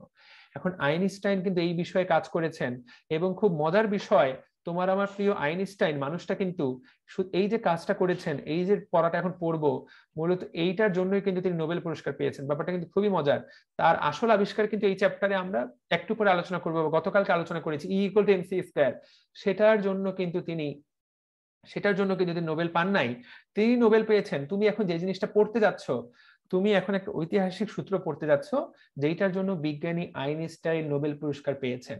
বিজ্ঞানী আইনস্টাইন, এইটা আজকে আমরা তোমরা যে কার্য অপেক্ষকগুলো মুখস্থ করছো, মূলত বিজ্ঞানী আইনস্টাইন এই সূত্রটার আবিষ্কারক। সেই জন্য বিজ্ঞানী আইনস্টাইনের আলোক তড়িৎ সমীকরণ, পরীক্ষায় কিন্তু এইটাই আসে, এই যে এই সমীকরণের জন্য আইনস্টাইন কিন্তু নোবেল পুরস্কার পেয়েছেন। 8 জন হাত তুলেছো। তো পরীক্ষায় যদি আমি কখনো প্রশ্ন করি, আমি এভাবে প্রশ্ন করতাম, নিচের কোন সমীকরণের জন্য আইনস্টাইন নোবেল পুরস্কার পেয়েছেন? এই হলো সেই সমীকরণ যেটা তাকে নোবেল পুরস্কার এনে দিয়েছে। কিন্তু এই সমীকরণটা বেশিরভাগ 99.99% মানুষ জানে না, শুধু ফিজিক্সের লোকজন ছাড়া। কিন্তু যেই সমীকরণটা তাকে দুনিয়া জোড়া খ্যাতি এনে দিয়েছে, E=mc² বা রিলেটিভিটি, সেটার জন্য কিন্তু তাকে কখনোই রিকগনাইজ করা হয় নাই। সো এই সমীকরণটা যেহেতু আইনস্টাইনের দেওয়া এবং এটা যেহেতু তাকে নোবেল দিয়েছে, সমীকরণটা সেজন্য মনে রাখতে হবে। তার চেয়ে গুরুত্বপূর্ণ, দেখো কিভাবে স্পষ্ট করে বলা হয়েছে যে আইনস্টাইনের আলোক তড়িৎ সমীকরণ দেখতে কেমন। এটা হচ্ছে আইনস্টাইনের আলোক তড়িৎ সমীকরণ। আলোক তড়িৎ সমীকরণটা তোমাকে একদম, এখন এই সমীকরণ আমরা তো আজকে পুরো যেহেতু ডিটেইল বুঝবো না, সমীকরণটার দিকে শুধু একবার তাকায় দেখো, এখানে হাফ এম বি স্কোয়ার দেখেই বোঝা যাচ্ছে এটা একটা কোনো কিছু গতিশক্তি বোঝাচ্ছে। এখানে ডাব্লিউ মানে কি, কার্য অপেক্ষক বোঝাচ্ছে। এইচ নিউ মানে ওই যে আলোর তীব্রতাটা বোঝাচ্ছে। সো এখান থেকে আসলে দেখা যায় যে আলোর তড়িৎ সমীকরণ, এখান থেকে আসলে দেখা যায় যে ওই যে ইলেকট্রনটা কত বেগে নির্গত হবে, ইলেকট্রনের গতিবেগের, ইলেকট্রনের গতিশক্তির সমীকরণ এটা, ইলেকট্রনের গতি শক্তির সমীকরণ। বা আরো সহজভাবে বলা যায় ইলেকট্রনটা কতটুকু গতিশক্তি প্রাপ্ত হবে সেই আলোর শক্তি এবং কার্য অপেক্ষকের পার্থক্যের সমান। অর্থাৎ আলো থেকে কার্য অপেক্ষকের মানটা বাদ দিলে ইলেকট্রন সেই পরিমাণ গতিশক্তিতে দৌড়াবে। এখানে যারা এইচএসসি 22-এর আছো মোটেই কষ্ট পাওয়া দরকার নাই। 21, 22, 20 সবার জন্য মেডিকেল ভর্তি পরীক্ষায় কিন্তু এই লাইনটি আসবে, নিচের কোন সমীকরণটি ভুল, শুধু সমীকরণটার দিকে তাকায় থাকলেই, তো সমীকরণটা ভালো জানলেই এখান থেকে পুরোপুরি এটা উত্তর করা যাবে। তো এই সমীকরণ দুইটাই আপনি খেয়াল করবেন, দ্যাট উইল বি ইনাফ। আমি আর এখান থেকে কিচ্ছু পড়তে বলবো না। এই পরের পেজ আপনি জাস্ট পার করে চলে যেতে পারেন, কিচ্ছু লাগবে না। আবারও বলছি পরীক্ষা কিন্তু এই লাইনটাই আসবে। কেউ যদি সমীকরণটা এখনো না শিখেন অবশ্যই এটা শিখে ফেলতে হবে। এই সমীকরণটাই সবচেয়ে বিখ্যাত সমীকরণ। তো এখান থেকে আর কোনো কিছু না জানলেও চলবে, এগুলো অলরেডি আমরা পড়ে ফেলেছি। আলোক তড়িৎ ক্রিয়া থেকে যা যা পড়া দরকার আমি আপনাকে সবকিছুই পড়িয়ে দিলাম। আশা করি আজকের ক্লাসের পর ওই বক্সটা আপনি উত্তর করতে পারবেন, ওই যে ছকটা পড়াইলাম যে ধাতুগুলা। এছাড়াও আজকের ক্লাসের পর সূচন কম্পাঙ্ক কাকে বলে, কার্য অপেক্ষক কাকে বলে, এই জিনিসগুলো উত্তর করা যাবে। এই টপিক থেকে এই পর্যন্ত খুব বেশি প্রশ্ন আসে নাই, ভবিষ্যতে যদি আসে আমি যে কটা লাইন দাগাই দিলাম ইনশাআল্লাহ সেখান থেকেই আসবে, এর বাইরে কোনো প্রশ্ন যাবে না। ওকে, এবং দেখো এই আলোক তড়িৎ এখান থেকে অলরেডি ভর্তি পরীক্ষা প্রশ্ন আসছে, এতক্ষণ যা পড়াইছে সেগুলো থেকে কিন্তু কিছুই আসে নাই। এইবার এইটা হলো 7 স্টার ইম্পর্টেন্ট, এতক্ষণ কিন্তু কোনোটাকে 7 স্টার দেই নাই আমি, এই টপিকটা কিন্তু খুবই গুরুত্বপূর্ণ। দেখো আলোক তড়িৎ ক্রিয়াকে কাজে লাগিয়ে যে ব্যবস্থার সাহায্যে আলোক শক্তিকে তড়িৎ শক্তিতে রূপান্তরিত করা হয় তাকেই বলা হয় আলোক তড়িৎ কোষ বা ফটো ইলেকট্রিক সেল। পরীক্ষায় প্রশ্ন আসবে এই যে আলোক তড়িৎ ক্রিয়া কাজে লাগানো হয় কোন কোষে, ফটো ইলেকট্রিক কোষে। তাকায় দেখো অনেকগুলো ব্যবহার আছে এটার। একটা হলো স্বয়ংক্রিয় সুইচ হিসাবে, টেলিভিশন সম্প্রচারে, সিনেমা ফিল্মে শব্দ পুনরুদ্ধারে, সৌর ব্যাটারিতে, তারপর দেখো ফটোমিতি ইত্যাদি। এখন এই জিনিসগুলোতে কিভাবে কাজে লাগানো হয় এইটা বুঝতে হলে আমাকে নিজেকে ইলেকট্রিক ত্রিপলিতে পড়া লাগতো। আমি তোমাদেরকে চাইলেও বুঝাতে পারবো না যে টেলিভিশনে কিভাবে এগুলা কাজে লাগানো হয়, তবে ইউটিউবে সার্চ দিলে তুমি অনেক কিছু দেখতে পাবা। তবে অ্যাকচুয়াল মেকানিজম কিন্তু ব্যাখ্যা করা খুবই কঠিন আমার জন্য অ্যাজ এ ফিজিশিয়ান, ঠিক আছে? এছাড়াও দেখো মহাকাশে আমরা যে রকেটগুলোকে পাঠিয়ে দেই সেগুলো কোথা থেকে সেগুলো কোথা থেকে শক্তি পায়, সেগুলো আলো থেকে শক্তি নিয়ে চলতেই থাকে। তো দেখো পরীক্ষায় কিন্তু প্রশ্ন আসবে মহাকাশ যানে কোনটা ব্যবহার করা হয়, উত্তর হলো আলোক তড়িৎ কোষ। এখন ভর্তি পরীক্ষায় কোন তথ্যটা আসছিল তাকায় দেখো এই লাইনটা, এই যে শপিং মল, স্টেডিয়াম, অডিটোরিয়ামে কতজন দর্শক বা ক্রেতা ঢুকছেন আর বের হচ্ছেন তা গণনা করার জন্য কোনটি ব্যবহার করা হয়, মেডিকেল ভর্তি পরীক্ষায় এই লাইনটা আসছিল। সো একদম ইম্পর্টেন্ট লাইন, আলোক তড়িৎ কোষ ব্যবহার করা হয় তা গণনা করার জন্য কতজন লোক। বিভিন্ন স্মার্ট অফিসে কিন্তু একদম এটা দেওয়া থাকে, যেগুলো আধুনিক অফিস যেগুলোতে অনেক বেশি সিকিউরিটি দরকার সেই সকল জায়গায় কিন্তু আলোক তড়িৎ কোষের উপস্থিতি আছে, আমরা হয়তো বা বুঝতেও পারি না। এছাড়াও বাসা বাড়িতে যদি চোর ঢুকে, দেখো অফিস আদালত ইত্যাদি তস্কর সংকেত বলতে বার্গলার অ্যালার্ম গুলাতেও কিন্তু এরকম আলোক তড়িৎ কোষ ব্যবহার করা হয়। ধরো এটা এমন ভাবে কাজ করে ওই জায়গাতে যদি কেউ প্রবেশ করে, ওই জায়গায় যদি কেউ পা রাখে অ্যালার্ম বেজে উঠবে। বিভিন্ন ব্যাংকে কিন্তু এইগুলো স্থাপন করা হয়, ঠিক আছে? এই জন্যই আলোক তড়িৎ কোষকে তড়িৎ চোখ বা ইলেকট্রিক্যাল আই বলা হয়। সো ব্যাপারটা খুবই মজার, মেডিকেল ভর্তি পরীক্ষার সালটা এক্সাক্ট মনে নাই আমার, এই তথ্য থেকেই প্রশ্ন এসেছিল। সো আশা করি এই অংশটুকু তোমরা যতটা গুরুত্ব দিয়ে পড়া দরকার ঠিক ততটা গুরুত্ব দিয়েই পড়বা, এবং যেহেতু অতীতে প্রশ্ন এসেছে ভবিষ্যতে এই অংশ থেকে প্রশ্নের সম্ভাবনা খুবই বেশি। এখন আমাদের লেকচারে যে বাকি অংশটা, এই অংশটা আসলে খুবই মজার। দেখো এখানে ডি ব্রগলির বস্তু তরঙ্গ শব্দটা বলা হয়েছে। এই যে উচ্চারণটা, যারা বইটা লিখেছেন তাদের উচিত ছিল এটাকে ঠিক উচ্চারণে লেখার। ডি ব্রগলি একজন ফ্রান্সের মানুষ, ডি ব্রগলি একজন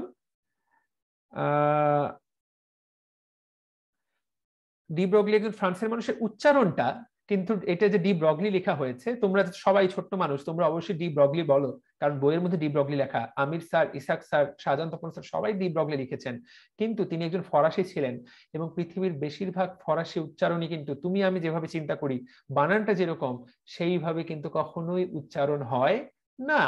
এবং এই যে ডি ব্রগলি, এই উচ্চারণটা আসলে ডি ব্রই, এখানে আসলে লি এর ল এর কোনো উচ্চারণই নাই। এবং এখন আমি তোমাদের এই মুহূর্তে ক্লাসের এই অংশে তোমাদের আমি ফ্রেঞ্চ শেখাবো। ফ্রেঞ্চ দেখো, এই যে ব্রগলি, এই যে ব্রগলি আসলে উচ্চারণটা হবে বাংলায় যদি আমি লিখি ব্রই। সো আজকে থেকে আমার যারা স্টুডেন্ট আছো, এখানে যারা ক্লাস করছো, এইটুকু বলতে পারো যে তোমরা আজকে থেকে উচ্চারণটা করবে লুই ডি ব্রই, লুই ডি ব্রই। এখন দেখো তোমরা যে কতগুলো উচ্চারণ আমরা ভুল জানি, এবং ফ্রান্সের বেশিরভাগ উচ্চারণ, এই অংশটা খুবই মজার। তোমরা যদি উচ্চারণ শিখতে চাও আমার এই অংশটুকুতে মনোযোগ বাড়াই দিতে পারো। দেখো, দেখি আমি একজন একজন করে জিজ্ঞাসা করবো যে এটা কি উচ্চারণ। আচ্ছা ওয়েট, আমি জাস্ট বের করি, দেখি। আমরা তো জীবনে বহু এই জিনিসগুলো রেগুলার দেখি। ওকে, দেখি কে উচ্চারণ করতে পারে এটা। এটা মেয়েরা ভালো পারার কথা, যদিও নাও চিনতে পারো তোমরা এরকম। আচ্ছা, আশা করি সবাই দেখতে পাচ্ছ, সবাই দেখতে পাচ্ছ। দেখি সারিকা তাহসিন, বলো তো এটার কি উচ্চারণ?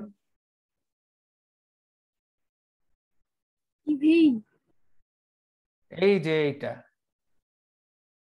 এইটা একটা খুব বিখ্যাত পোশাকের ব্র্যান্ড, সারা দুনিয়ার জন্য খুবই বিখ্যাত পোশাকের ব্র্যান্ড। তুমি বিভিন্ন কি বলে ওগুলাকে, বিভিন্ন জন দেখবা যে এই পোশাক, এই ব্র্যান্ডের পোশাক পরে ঘুরে বেড়াচ্ছে, যদিও সেগুলো হলো বাংলাদেশের 10 নাম্বার কোয়ালিটির। 1 নাম্বারটা মোটেই না, 1 নাম্বারটা দাম অনেক বেশি। 1 নাম্বারটা ফ্রান্সেই পাওয়া যাবে, ইউরোপীয় দেশগুলোতে পাওয়া যাবে, বাংলাদেশে যেগুলো পাওয়া যায় সেগুলো হলো বাংলাদেশি এডিশন। কিন্তু এই নামটা তুমি জীবনে একবার না একবার বিভিন্ন গেঞ্জিতে দেখবা। বলো এটা উচ্চারণ কি? সারিকা বলবা নাকি? গিভেইন, আন্দাজে বলছি। গিভেইন, ওকে। সাদাফ বলো তো শুনি।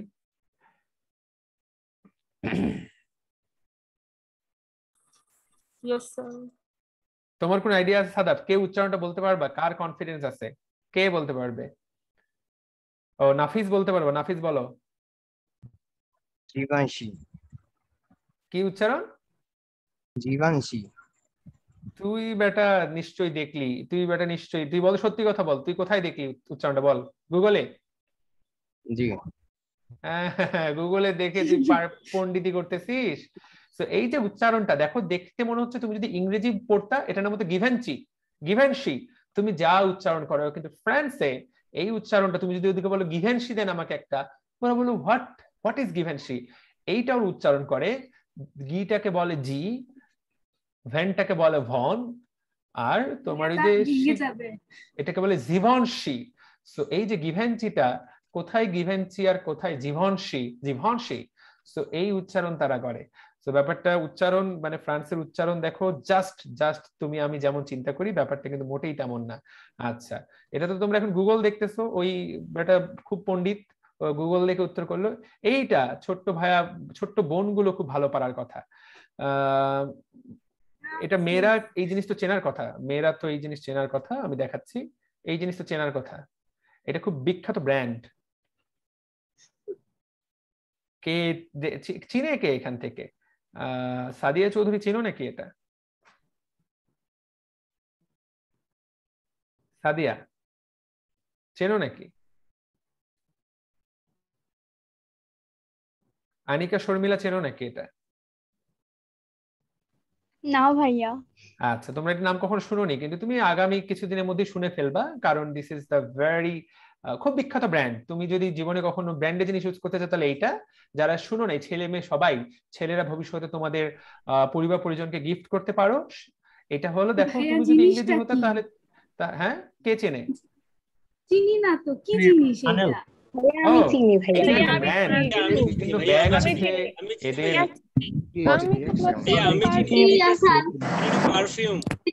ভাইয়া এটা একটা পারফিউম। হ্যাঁ, এটা একটা পারফিউমের ব্র্যান্ড। পারফিউম না, শুধু পারফিউম না, শ্যানেলের অনেক জিনিসপত্র আছে, কসমেটিক্স। মূলত এটা একটা কসমেটিক ব্র্যান্ড। সো এটা হলো দেখো, আমরা উচ্চারণ করবো কি চ্যানেল, কিন্তু এটা অ্যাকচুয়াল উচ্চারণ হলো শ্যানেল। So channel. সো দেখো কি নাম, চ্যানেলটা হয়ে গেল শ্যানেল। একইভাবে আরো ভাইয়া দেখতে পাচ্ছি না কে যেন কমেন্ট করছে। একইভাবে ফ্রান্সের যে জিনিসগুলো, এইটা তোমরা সবাই চেনো। এইবার যেটা দেখাবো এইটা চিনে না এমন এমন কাউকে পাওয়া যাবে না। Let me share it. এইটা তোমরা সবাই চিনবা, ওয়েট করো, আমি দেখাচ্ছি। এইটা কিন্তু তোমরা চিনবাই, এমন কেউ নাই, হয়তোবা অনেকে ইউজও করেছো। হ্যাঁ, এইটা চিনো কিনা? এটা তো চিনো নাকি?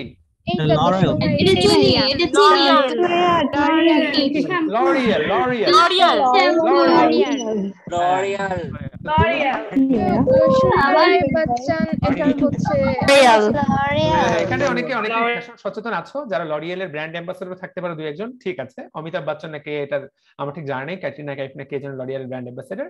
বাট এইটা তুমি যদি ফ্রান্সের দোকানে যাই বলো আমাকে একটা লরিয়েল দেন, ওরা প্রথমে একটা অবাক হয়ে হোয়াট ইজ লরিয়েল, ওরা এটাকে উচ্চারণ করে হলো লো। রিয়েলটাকে রিয়েল আর রিয়েল উচ্চারণ হয় না, ওরা আসলে উচ্চারণ লখিয়েল। তো ব্যাপারটা খুবই মজার। এই খ আবার কিন্তু পুরো খ না, তুমি লখিয়েল উচ্চারণ করলে কিন্তু আবার হবে না। এখানে সিলেটি কেউ আছো নাকি? এখানে কি সিলেটি কেউ আছো? সিলেটি সিলেটি কেউ আছো নাকি? জি ভাইয়া। এই তুমি আমি ভাত খাই এটা উচ্চারণ করো তো। হ্যাঁ, খামু এটা উচ্চারণ করো তো। লখিয়েল। আরে বেটা তোকে যা বলতে সেটা উচ্চারণ কর। কে সিলেটি, কে কি নাম? আমি সিলেটি। হ্যাঁ, খিতা করো। খিতা করো, ইয়েস খিতা করো। এই যে দেখো খিতা করো উচ্চারণটা করলো। হ্যাঁ, আমি কিন্তু বরিশালের ব্যাচ, জাস্ট আমি উচ্চারণ করে শোনালাম জাস্ট। আরে শাবাশ, দেখো ওই যে খিতা করো উচ্চারণটা করলো, এটা কিন্তু ক না, আবার এটা কিন্তু খ না, এটা ক এবং খ এর মাঝামাঝি একটা উচ্চারণ। এটা শুধুমাত্র বাংলাদেশের লোকজন এটা উচ্চারণ করতে পারে। আমি কাউকে এই জিনিস এত ভালো মতো উচ্চারণ করি না। কিতা করো, কিতা কে সিলেটের? কে একটু লাভ চিহ্ন দাও তো সিলেটের, যে একটু লাভ চিহ্ন দাও তো। লাভ লাভ লাভ 100% লাভ চিহ্ন দাও। কেউ সিলেটে নেই? আছে তিনজন সিলেটের। কারা তারা? ওকে, দৃষ্টি তালুকদার, দীপা। দীপা তুমি সিলেটে কোথা থেকে জয়েন করেছো? ভাইয়া আমার কলেজ সিলেট, বাসা সুনামগঞ্জ। হ্যাঁ শোনাবো তো সিলেট। জাসমিন বেগম, ওকে, অনেকজন আমাদের সিলেটি এই জায়গায়, সিলেটি বন্ধু। আচ্ছা, সিলেটি ফুড়ি আছে এখানে। সিলেটি পোলাগুলাকে কি কয় আমার জানা নাই। তো আমাদেরকে দীপা তুমি বলো তো যে খিতা করে একটু উচ্চারণ করো তো শুনি। খিতা করো। হ্যাঁ, তুমি কি সিলেটি? আসলে সিলেটি? তুমি কি ঠিক বলো? জি ভাই, আমি সুনামগঞ্জ। আচ্ছা ঠিক আছে, বলো দেখি তাহলে এটার মানে কি? এত মাত মাতস কেনে, এটার মানে কি? বুঝে গেল তুমি? এত কথা কও কেনে? এত কথা খাও কেনে। এত মাত মাতস কেনে, এটার মানে হলো এত কথা কও কেন। আমি জীবনে যে কয়টা সিলেটি বন্ধু শুনছি, আমার কাছে মনে হচ্ছে সিলেটি ভাষা আর বাংলা ভাষার সাথে দূর দূরান্তে কোনো সম্পর্ক নাই। ওরা যখন কথা বলে I just can understand a word. So এটা নিয়ে তো একটা কাহিনী তোমাদেরকে বলছিলাম আমি মনে হয়, যে আমি যখন অ্যাডমিশনের সময়, তখন আমাদের বাসায় একটা মহিলা কাজ করে আমাদেরকে সাহায্য করতেন কাজকর্মে। তো ওই মহিলা ছিলেন সিলেটি, আমার একটা বন্ধু ছিল সিলেটি। ওই মহিলাটা একবার আমাকে এসে বললো যে ফুরির লগে মারতাম। আমি তো আর সারাদিন ধরে, আমাকে 2 থেকে 3 বার বলছে ফুরির লগে মারতাম। আমি তো আর বুঝি না যে what does it mean by ফুরির লগে মারতাম মানে কি। আবার কিছুই বুঝলাম না। ফুরির লগে মারতাম, শুধু লগে শব্দটা বুঝি, ফুরিও বুঝি না, মারতামও বুঝি না। পরে তো রাতের বেলা আমার বন্ধু আমাকে বললো, তোফাইল তুমি কি কাজটা ঠিক করছো? কি বন্ধু, কি কাজ? বললো যে বুয়া তোমার কাছে সারাদিন, খালা তোমার কাছে সারাদিন তার মেয়ের সাথে কথা বলার জন্য ফোনটা একটু চাইছে, তুমি মিয়া ফোনটাই দিলা না, এমন করলা। কি ফাইজলামি করো মিয়া? বুয়া কখনো আমার কাছে ফোন চাইছে? ও মিথ্যা কথা বলতেছে। পরে বুয়াকে ডাকলাম, বুয়াকে আমি কি ধরবো, বুয়া আমাকে উল্টা ধরে ফেলে। সারাদিন ধরে কইলাম আপনারে ফুরির লগে মারতাম, ফুরির লগে মারতাম, আপনি আমার কথাই শুনলেন না, ফোনটাই দিলেন না। হ্যাঁ এই কথা তো বলছেন, কিন্তু এটা মানেটা কি? পরে আমার বন্ধু বললো, আরে ভাই এটার মানে হলো ফুরি মানে মেয়ে, আর মারতাম মানে হলো কথা বলা। ওর বাসায় যে মেয়ে আছে, ওর মেয়ের সাথে কথা বলতে চাইছে। এখন আমি তো মাথায় হাত, মানে হোয়াট ডাজ দ্যাট মিন? কোন বাংলা ভাষায় ফুরির লগে মারতাম মানে কথা বলা? তো আমি আসলে তখন বুঝি নাই। পরবর্তীতে আমি যখনই কেউ সিলেটি ভাষা বলতো সেটা শুনতাম। সবচেয়ে আমার কাছে যেটা অবাক লাগে সেটা হচ্ছে এরা ক এবং খ এর মধ্যবর্তী কিছু একটা বলে, খিতা করো। এই যে খিতা করো, তোমরা যে বিখ্যাত বাংলাদেশের বিখ্যাত ব্যারিস্টার সাইদুল হক সুমন, নাকি ওর নামটা কি কি সুমন জানো? ব্যারিস্টার সুমন। এই ব্যারিস্টার সুমনের পুরো নাম কি কারো জানা আছে নাকি? সাইদুল হক সুমন। হ্যাঁ ঠিকই তো বলছি। সাইদুল হক সুমন। হ্যাঁ তোমরা জাস্ট চুনারুঘাটের সুনামগঞ্জে চুনারুঘাটের ব্যারিস্টার সাইদুল হক সুমনের ভাষা শুনলেই বুঝতে পারবা যে ক এবং খয়ের মধ্যে একটা কিছু শব্দ আছে। এইটাই হলো খিতা করো, যেটা আমি এখনো বলতে পারলাম না। এটা না কিতা, এটা না খিতা, এটা যে কি এটা শুধুমাত্র সাইদুল হক সুমন এবং দৃষ্টি তালুকদার দীপা ওই বলতে পারবে, এটা আমার পক্ষে বলা সম্ভব না। সো এই খটাই লরিয়েল উচ্চারণ করার সময় উচ্চারণ করতে হবে লাহিয়েল। সো এবং এইভাবে উচ্চারণ করে ফ্রান্সের লোকজন। ব্যাপারটা খুব হাস্যকর হলেও এটাই সত্য। কিলিয়ান এমবাপ্পে ওরা যেটা কি উচ্চারণ করে এটা শুধু ওরাই জানে। দেখো এই যে আঁতোয়া গ্রিজম্যান যারা ফুটবল খেলা দেখো, ফরাসি প্লেয়ারদের নাম দেখো, বানান একরকম, উচ্চারণ কিন্তু সম্পূর্ণ আলাদা, সম্পূর্ণ আলাদা।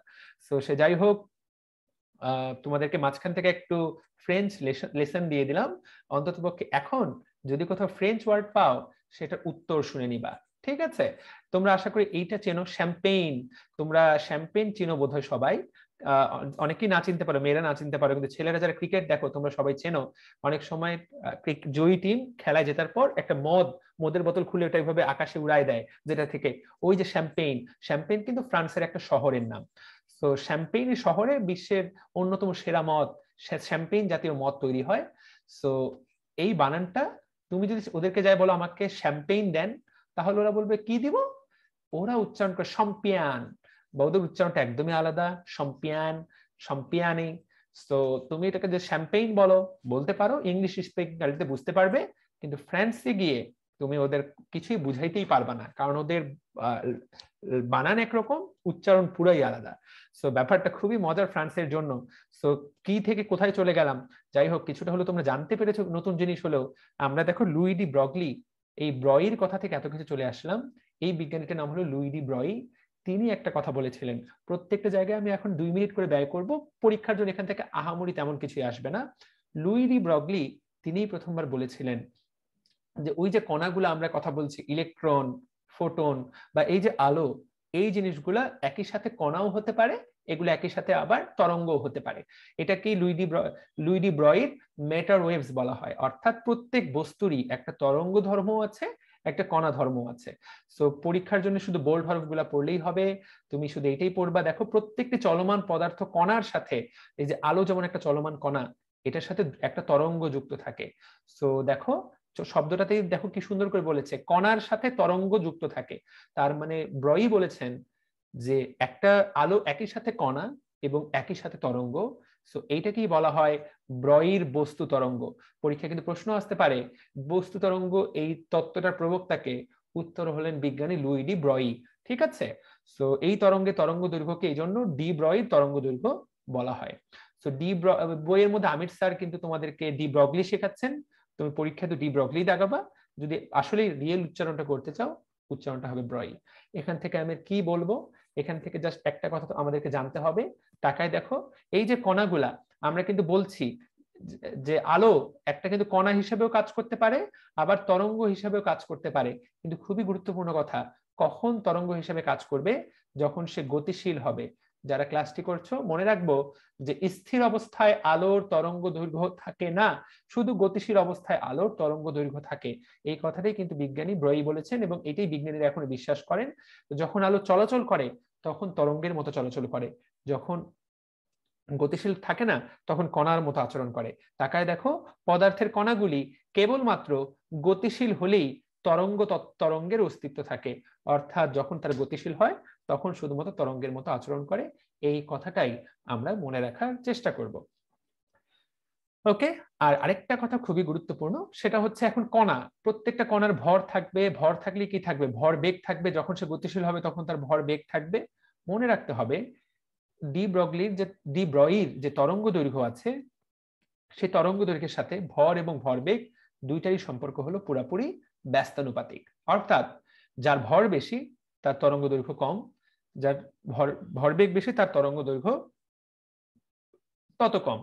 তো এটা আমরা সিম্পলি এভাবেও মনে রাখতে পারি, যার ভর বেশি সে বেশি দূরত্বে যেতে পারবে না, সে অল্প দূরত্ব যাবে, অল্প দূরত্ব গেলে অল্প তরঙ্গ দৈর্ঘ্য হবে। সো এই যে জানা দরকার লাইনটা, এটা কিন্তু অনেকেরই বইয়ে নাই। এখানে যারা ক্লাস করছো অনেকেরই বইয়ে এই তথ্যটা নাই। তোমাকে অবশ্যই এই তথ্যটুকু কেটে লিখে রাখতে হবে, অবশ্যই তথ্যটা কেটে লিখে রাখতে হবে, ঠিক আছে? আচ্ছা, সো দ্যাটস ইট, আমি এটুকু শিখে ফেললাম। আরেকটা কথা হচ্ছে, এই যে তরঙ্গ দৈর্ঘ্য, মূলত ডি ব্রয়ের তরঙ্গ দৈর্ঘ্য বা এই যে ল্যামডা, এটা আধান নিরপেক্ষ, অর্থাৎ ইলেকট্রন বা photon, photon positive electron negative, এটার উপর নির্ভর করে না, এটা কণার আধানের উপরে নির্ভর করে না। তাহলে কি কি পড়াইলাম? মূলত এই হলো কথা, যে একই সাথে এটা কণা এবং তরঙ্গ হিসেবে কাজ করতে পারে। যখন শুধুমাত্র গতিশীল হয় তখনই শুধুমাত্র কিন্তু তরঙ্গ দৈর্ঘ্য বিদ্যমান থাকে, এই কথাটা আমরা মনে রাখবো। এই জন্য ডি ব্রয়ের বিখ্যাত যে সূত্রটা আছে, সেই সূত্রটা আমাদেরকে অবশ্যই অবশ্যই অবশ্যই সেই সূত্রটা আজকে থেকে, এই যে তুমি সূত্রটা এখন জানবা, সেই সূত্রটা তোমাকে অবশ্যই অবশ্যই ব্রেনের মধ্যে সেট করতে হবে। এই হলো সেই বিখ্যাত সূত্রটা, তোমাকে অবশ্যই এই দুইটা সূত্র অবশ্যই অবশ্যই মনে রাখতে হবে। দেখো এই সূত্রটা একটু আগেও বলে, এই সূত্রটা এই যে ভরবেগের সাথে কি সম্পর্ক, এই সূত্রটা অবশ্যই মনে রাখতে হবে। দেখো ভরবেগ, এই হলো ডি ব্রয়ের, দেখো ল্যামডার সাথে ভরবেগের সম্পর্কটা কিরকম, ব্যস্তানুপাতিক সম্পর্ক। ভরবেগ যত বেশি হবে তরঙ্গ দৈর্ঘ্য ততই কম হবে। সো এই হলো ডি ব্রগলির সমীকরণ। আপনাকে এই সমীকরণটা এখানে সুন্দর করে আরেকবার অন্যভাবে লেখা হয়েছে, এই সমীকরণটাই পরীক্ষায় আসবে, ডি ব্রগলির সমীকরণ বা ডি ব্রয়ের সমীকরণ। ঠিক আছে, এটাই বিখ্যাত ডি ব্রগলির সমীকরণ বা ডি ব্রয়ের সমীকরণ। এবং এই সমীকরণ থেকে বোঝা যায় যে একই সাথে একটা আলো কণা হিসেবেও কাজ করতে পারে, তরঙ্গ হিসেবেও কাজ করতে পারে। আমি কিন্তু বারবার করে বলছি, আমি কিন্তু ব্যাখ্যায় যাওয়ার সুযোগই পাচ্ছি না বা সুযোগই নাই। আমি কিন্তু পরীক্ষার জন্য যা লাগবে সেটুকু পড়িয়ে দিচ্ছি। আশা করি তুমি জিনিসটা, আমার যেটুকু পড়াচ্ছি সেটুকু তুমি বুঝতে পারছো। তাহলে একই সাথে আলো তরঙ্গ হিসেবেও কাজ করবে, কণা হিসেবেও কাজ করবে। তাহলে এখন পর্যন্ত বিজ্ঞানীরা কিন্তু এটাই বিশ্বাস করেন যে আলো একই সাথে তরঙ্গ, একই সাথে কণা, এটাকেই বলা হয় তরঙ্গ কণা দ্বৈততা। So that's it. এখান থেকে পরীক্ষায় তেমন কিছু আসবে না। তুমি শুধু জানো যে আলো দুটোই হতে পারে। এখান থেকে এমসিকিউ আসার মতো কোনো তথ্য এই জায়গায় দেওয়া নেই। কম্পটন ক্রিয়া তো আমরা আগেই পড়িয়ে ফেলেছি, আমি এই জায়গা থেকে পার করে চলে যাচ্ছি ইনশাল্লাহ। এখান থেকে তেমন কিছু নাই আর। হাইজেনবার্গের অনিশ্চয়তা নীতি, এই যে হাইজেনবার্গ, তারপরে বিজ্ঞানী আইনস্টাইন, তারপরে ওই যে বিজ্ঞানী লিনার্ড, এরা সবাই জার্মান বিজ্ঞানী। দেখো এখানে দেওয়াই আছে জার্মান বিজ্ঞানী। এই বিজ্ঞানীরা সবাই, ওই সময় বলা হয় জার্মান ফিজিক্সের স্বর্ণ সময়। জার্মান বিজ্ঞানীরা সেই সময় এত বেশি অবদান রেখেছেন, দেখো গোল্ডেন পিরিয়ড। তুমি এই চ্যাপ্টারে বেশিরভাগ মানুষের নাম পড়বা, বেশিরভাগ মানুষ জার্মান। সো সেই সময়টাকে বলা হয় জার্মান ফিজিক্সের গোল্ডেন পিরিয়ড। সেই সময় একজন বিজ্ঞানী হলো হাইজেনবার্গ। তিনি কিন্তু এই যে তরঙ্গধর্মী বস্তুর অবস্থান এবং ভরবেগ সম্পর্কে একটা সূত্র দেন। সূত্রটাকে বলা হয় অনিশ্চয়তা নীতি। সূত্রটা খুব সহজে যদি আমি বলতে চাই, ব্যাপারটা খুবই মজার। তুমি সবসময় একটা বিষয়ে অনিশ্চিত থাকবা, কখনোই নিশ্চিত হতে পারবা না। আমরা যদি একটা বস্তু দুইটা জিনিস কল্পনা করি, এক হলো ধরো একটা বাস রাস্তা দিয়ে যাচ্ছে, এইটা হলো বাস। তুমি বললা, তুমি তোমার বন্ধুকে ফোন দিলা, সেই বন্ধু এই বাসে বসে যাচ্ছে। ও বন্ধু তোমার ঢাকা যাচ্ছে, তুমি আছো ধরো রংপুরে, তোমার বন্ধু যাচ্ছে ঢাকা। রংপুর থেকে বাসটা ছেড়েছে। তুমি তোমার বন্ধু মনে করো সন্ধ্যা 6টার দিকে রওনা দিল, তুমি তোমার বন্ধুকে রাত 9টার দিকে কল দিলা, দোস্ত তুমি কই? তোমার বন্ধু তোমাকে বলল যে দোস্ত আমি এখন বগুড়া, রংপুর থেকে বগুড়া যেতে 3 ঘন্টা সময় লাগে, দোস্ত আমি এখন বগুড়া। তখন তোমার বাসটা তখনও চলছে। তোমার বন্ধু তখন তোমাকে বলল, তুমি তোমার বন্ধুকে বললা, বন্ধু তোমার বাসটা এখন কত কিলোমিটার গতিতে চলতেছে? তুমি বললা যে, তোমার বন্ধু তোমাকে উত্তর দিল, বাসটা এখন 80 কিলোমিটার পার আওয়ার গতিতে চলতেছে। তো দেখো এখানে দুইটা জিনিসের তথ্য আমরা জানতে পারছি, এক হলো বাসটা কত গতিতে চলছে, আর একটা হলো বাসটা এই মুহূর্তে কোথায় আছে।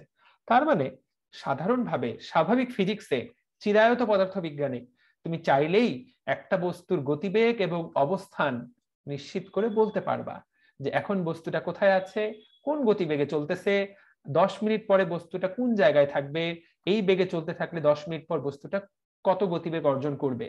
তুমি কিন্তু এটা নিউটনিয়ান যে ফিজিক্স, নিউটনিয়ান বলবিদ্যা, আশা করি চ্যাপ্টারটা তোমরা সবাই করেছো, সেখানে কিন্তু তুমি এই অঙ্কগুলোই করো যে 10 সেকেন্ড পর বস্তুটা কোথায় অবস্থান করবে, 10 সেকেন্ড পর বস্তুটার বেগ কত হবে, আমরা কিন্তু এই অঙ্কগুলাই করি।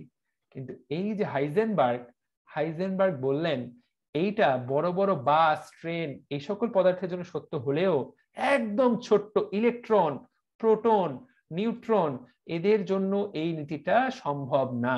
এদের জন্য তুমি ইলেকট্রনকে যদি ফোন দাও, ইলেকট্রন ভাই কই আসো, ইলেকট্রন বলবে ভাই বগুড়া। তুমি যদি বলো ইলেকট্রন ভাই কত গতিবেগে চলতেছে, ইলেকট্রন বলবে ভাই তা তো বলতে পারলাম না। আবার তুমি ইলেকট্রন ফোন দিলে ভাই এখন কই আসো, ও বলতে পারো ভাই কই আছি বলতে পারলাম না, কিন্তু আমি এখন এত গতিবেগে চলতেছি। সো এইটাই হলো হাইজেনবার্গ অনিশ্চয়তা নীতি। তুমি কখনোই কোথায় আছে এবং কত গতিবেগে চলতেছে এই দুইটা তথ্য একসাথে বলতে পারবা না। এই দুইটা তথ্য তুমি কখনোই একসাথে বলতে পারবা না, এবং একটা জানলে আরেকটা জানবা না, আরেকটা হয়ে যাবে অনিশ্চিত। এই ঘটনাটাকেই বলা হয় হাইজেনবার্গের অনিশ্চয়তা নীতি। তাহলে একটা হলো অবস্থান, আরেকটা হলো ভরবেগ। বেগ আমি শুধু গতিবেগ শব্দটা ব্যবহার করলাম, কারণ ভর যদিও পরিবর্তিত হয়, কিন্তু আমি তারপরও বোঝানোর স্বার্থে। সো তুমি যদি অবস্থান বুঝতে পারো, ভরবেগ ঠিক মতো মাপতে পারবা না, আর ভরবেগ জানলে অবস্থান জানতে পারবা না। সো এই হলো হাইজেনবার্গের অনিশ্চয়তা নীতি। এবং এইটা কিন্তু কণা কণার জন্য প্রযোজ্য, এইটা কিন্তু পৃথিবীর বড় বড় পদার্থ তোমার আমার জন্য প্রযোজ্য না। সো এই যে এই লাইনটাই পরীক্ষায় কিন্তু আসবে। এই সূত্রটা কার? এই সূত্রটা বিজ্ঞানী হাইজেনবার্গের। সূত্রটাকে কি বলা হয়? অনিশ্চয়তা সূত্র। তুমি এখন আমাকে প্রশ্ন করতে পারো যে ভাই কেন পারা যায় না? এই যে কেন পারা যায় না, এইটা নিয়েই অলরেডি হিউজ হিউজ ব্যাখ্যা আছে, এবং একদম কোয়ান্টাম ফিজিক্স, এই জিনিস আমি নিজেও 100% ভালো বুঝি না, কারণ কোয়ান্টাম ফিজিক্স যেহেতু আমার সাবজেক্ট ছিল না, মেজর সাবজেক্ট ছিল না, সো কোয়ান্টাম ফিজিক্স আমি নিজেও এতটা ভালো বুঝি না। তবে ব্যাপারটা যে খুব সহজ কোনোভাবেই তা না। ব্যাপারটা যে এগুলো যে খুব সহজ জিনিস পড়াচ্ছি তোমাদেরকে আমি, ব্যাপারটা কিন্তু মোটেই তা না। সো তারপর মেডিকেলের জন্য আমার কাজটা অনেকটা সহজ, যে আমাকে এটার গভীরে যেতে হচ্ছে না। শুধু ভর্তি পরীক্ষার জন্য আমার কাছে যে তোমাদেরকে নির্ভুল গাইড দেওয়া যে কোন অংশটা পরীক্ষার জন্য গুরুত্বপূর্ণ, আশা করি সেই গাইডটা আমি দিতে পারলাম। সো হাইজেনবার্গ এর অনিশ্চয়তা নীতি, কম্পটন ক্রিয়া কি জিনিস আশা করি মনে আছে। আজকে তিনটা নীতি আমরা জানলাম, একটা আলোক তড়িৎ ক্রিয়া, একটা কম্পটন ক্রিয়া, একটা অনিশ্চয়তা নীতি। দেখি দুই একজনকে প্রশ্ন করে জিজ্ঞাসা করি, দেখি সামিরা মেহজাবিন আপু তুমি আমাকে বলো তো, আছো নাকি সামিরা? সামিরা মেহজাবিন আছো নাকি? সামিরা, দেখছো সামিরা এখন হাত তুলে কথা বলছে না, কতক্ষণ ধরে ওকে ডাকছি। সামিরা আমাকে বলবে মায়ামি, মায়ামি না মিয়ামি, কি নাম? মিয়ামি একটু কথা বলবা নাকি আমাদের সাথে? মায়ামি। ও মায়ামি, ফাইন। মায়ামি হলো আমেরিকার একটা বিচ এলাকা নাকি অঙ্গরাজ্য? মায়ামি বিচ, বিচ এলাকা। বিচ এলাকা, ফাইন। অঙ্গরাজ্য, অঙ্গরাজ্য বটে। ফ্লোরিডা অঙ্গরাজ্য। ফ্লোরিডা অঙ্গরাজ্যের একটা শহর হলো মায়ামি, রাইট? জি। আমার যতদূর জানা সেটা হচ্ছে আমেরিকার সবচেয়ে দক্ষিণের দিকে বোধহয় এটা অবস্থিত, নাকি? হ্যাঁ, দক্ষিণ পশ্চিমে। দক্ষিণ পশ্চিমে, ফাইন। ওকে, সো মায়ামি তুমি আমাদেরকে বলো, আমরা যে এতক্ষণ পড়লাম, তুমি আমাদেরকে সহজ করে, একদম সহজ করে কম্পটন ক্রিয়ার মূল কথাটা বুঝাই বলতে পারবা নাকি? কম্পটন ক্রিয়া বইটা দেখেই বলো, সমস্যা নেই। কম্পটন ক্রিয়ার ক্ষেত্রে মানে ফোটনের যে তরঙ্গ দৈর্ঘ্যটা, ওইটা আগের চেয়ে লাস্টের দিক দিয়ে বেশি হয়ে যাবে। লাস্টের বলতে কিসের লাস্টে, কখন? মানে এখানে যে উচ্চ শক্তি বিশিষ্ট যে ফোটনটা থাকবে, সেটা যখন ইলেকট্রনের সাথে সংঘর্ষে লিপ্ত হবে, তারপর বিক্ষিপ্ত যে ফোটনের তরঙ্গ দৈর্ঘ্যটা থাকবে, সেইটা ফার্স্টে যে আপতিত ফোটনটা হয়েছে সেটার থেকে বেশি হবে। সাবাস সাবাস। এবং শক্তিটা কি হবে? শক্তিটা কি বেশি হবে নাকি কম হবে? শক্তিটা কম হবে। শক্তিটা কম হবে। ওই শক্তিটা কোথায় যাবে? ওই শক্তিটা কার কাছে চলে যাবে? শক্তিটা কার কাছে চলে যাবে বলতে, ইলেকট্রনের কাছে। ওই যে বন্ধু, তোমার বন্ধু তোমাকে ধাক্কা দিল, ওই ধাক্কা খেতে তুমি একটু সরে গেলা। সাবাস সাবাস, খুবই ভালো মায়ামি। তুমি কোথা থেকে বলছো? আমি ময়মনসিংহ থেকে বলছি। কোন কলেজ? মুমিনুন্নেসা গভর্নমেন্ট মহিলা কলেজ। মুমিনুন্নেসা থেকে বেশ কিছু স্টুডেন্ট আমাদের এখানে আছে। থ্যাংক ইউ মায়ামি, তুমি ভালো বুঝেছো, থ্যাংক ইউ সো মাচ। ভাই আপনার ক্লাস আমি ফার্স্টের থেকে করছি, আমার অনেক ভালো লাগছে ক্লাসগুলো। Thank you Mayami, thank you so much যে তুমি ক্লাস করছো এবং কিছুটা বুঝতে পারছো। ওকে, আমরা একজনের কাছ থেকে শুনলাম, আমাদেরকে মাহমুদুল ইসলাম তুমি বলো তো, এতক্ষণ যা পড়াইলাম কি তোমার ব্রেনে প্রবেশ করছে? কই গেল মাহমুদুল? ক্লিক করা মাত্র হারিয়ে গেল। রাউফুন বলো, রাউফুন, মোহাম্মদ রাউফুন।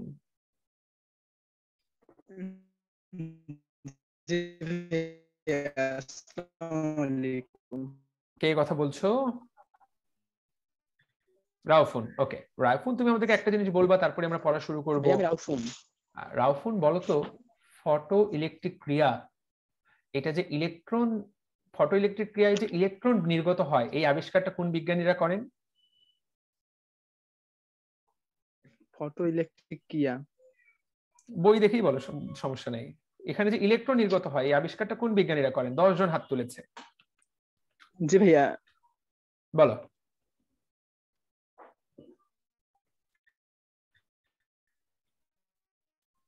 বাপ রে বাপ, রাউফুন কি এখনো বলবা? আমার বইয়ে তথ্যগুলো নাই তো, এইজন্য একটু সমস্যা। আচ্ছা, তোমার বইয়ে তথ্যগুলা না থাকার তো কথা না ভাইয়া, রাউফুন, ডব্লিউ স্মিথ সকল বইয়ে তথ্যগুলা আছে স্যারের। তোমার কি বই? ডব্লিউ স্মিথ, তারপর হচ্ছে হার্স এবং হচ্ছে জে জে থমসন। আচ্ছা, আমি যে প্রশ্নটা করছি সেটার উত্তর কি? সেটার উত্তর আমাকে দিবে হলো সারিকা তো বারবার হাত তুলছো, তোমাকে ধরেছি, বুশরা আতিক। হ্যাঁ বুশরা, তুমি বলো। জি ভাইয়া, প্রশ্নটা একটু আরেকবার বলবেন? ফটো ইলেকট্রিক ক্রিয়ায় যে ইলেকট্রন নির্গত হয়, এই আবিষ্কারটা কে করেছিলেন? এখানে যে ইলেকট্রনই বের হচ্ছে, অন্য কোনো কণা বের হচ্ছে না, এই আবিষ্কারটা কে করেন? লিনার্ড। এটা হচ্ছে লিনার্ড। লিনার্ড, সাথে আরেকজন ছিলেন যে ইলেকট্রনের আবিষ্কারক, তার নাম হলো জে জে থমসন। এবং থমসন কিন্তু আসলে ইলেকট্রনের যে মেইন আবিষ্কারক, সেটাও কিন্তু এই থমসন। ঠিক আছে, ওকে ঠিক আছে। তোমরা বই দেখতে পাচ্ছ? আমরা এখন চ্যাপ্টারের বাকি 5-7 পড়ে ফেলবো আগের 15 মিনিটে। হ্যাঁ, বই দেখতে পাচ্ছ? জি ভাইয়া, দেখতে পাচ্ছি। Okay, so thank you so much, তোমাদের কিছুটা মনে আছে, তোমরা এরপর চ্যাপ্টারটা পড়ে ফেলবা, এমসিকিউ সলভ করে হয়ে যাবে।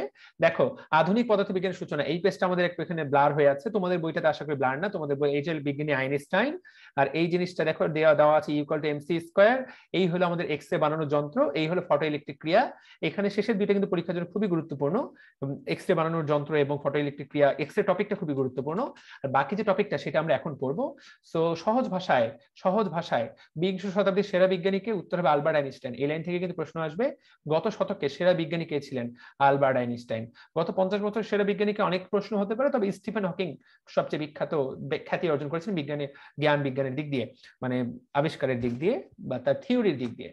তো যাই হোক, আমরা মূলত এখন আধুনিক পদার্থবিজ্ঞানের ধারণার এখানে বেশ কিছু তত্ত্ব দেওয়া আছে, ঘাটাঘাট পড়বো। আমি একবার করে বলবো, যারা মনোযোগ দিয়ে ক্লাস করছো তোমরা শুনলেই বুঝতে পারবা। ঠিক আছে, ওকে। আমরা কিন্তু এই তত্ত্বগুলো আগেই পড়েছি। আলো সম্পর্কে কণার তত্ত্ব দিয়েছিলেন কে? Newton, corpuscular theory. হাইগেন্স দিয়েছিলেন কি? তরঙ্গ তত্ত্ব। ম্যাক্সওয়েল দিয়েছিলেন কি? তড়িৎ চুম্বকীয় তত্ত্ব। আর ঠিক আছে, এই যে কথাগুলো। এখন বিজ্ঞানী হেনরিক হার্টজ, ইনি খুব বিখ্যাত বিজ্ঞানী ছিলেন, তিনি এই তড়িৎ চুম্বকীয় তত্ত্বকে সুপ্রতিষ্ঠিত করেন। এইটা এখানকার অতিরিক্ত লাইন, এই লাইনটা কিন্তু তোমরা আগে পড়ো নাই, যে তড়িৎ চুম্বকীয় তত্ত্বকে সুপ্রতিষ্ঠিত কে করেন। ঠিক আছে, সো এইটা হলো একটা। তবে এইখানে খুবই খুবই খুবই গুরুত্বপূর্ণ কথা, যে আমরা কিন্তু পড়ে এসেছি আলোর তড়িৎ ক্রিয়ার আবিষ্কারক ডব্লিউ স্মিথ, এবং এই কথাটা কিন্তু শাহজাহান তপন স্যারের বইয়েও কিন্তু বলা আছে হেনরিক হার্টজ। অপশনে যদি ডব্লিউ স্মিথ না থাকে তাহলে উত্তর হবে হেনরিক হার্টজ। দেখো এইখানে দেখো, 1887 সালে তিনি অকস্মাৎ ভাবে আলোক তড়িৎ ক্রিয়া আবিষ্কার করেন, কিন্তু দেখো তিনিও কিন্তু আবিষ্কার করেন, কিন্তু ব্যাপারটা হচ্ছে ডব্লিউ স্মিথ কিন্তু 1873 সালে এই জিনিসটা প্রথম লক্ষ্য করেন, কিন্তু হেনরিক হার্টজ মূলত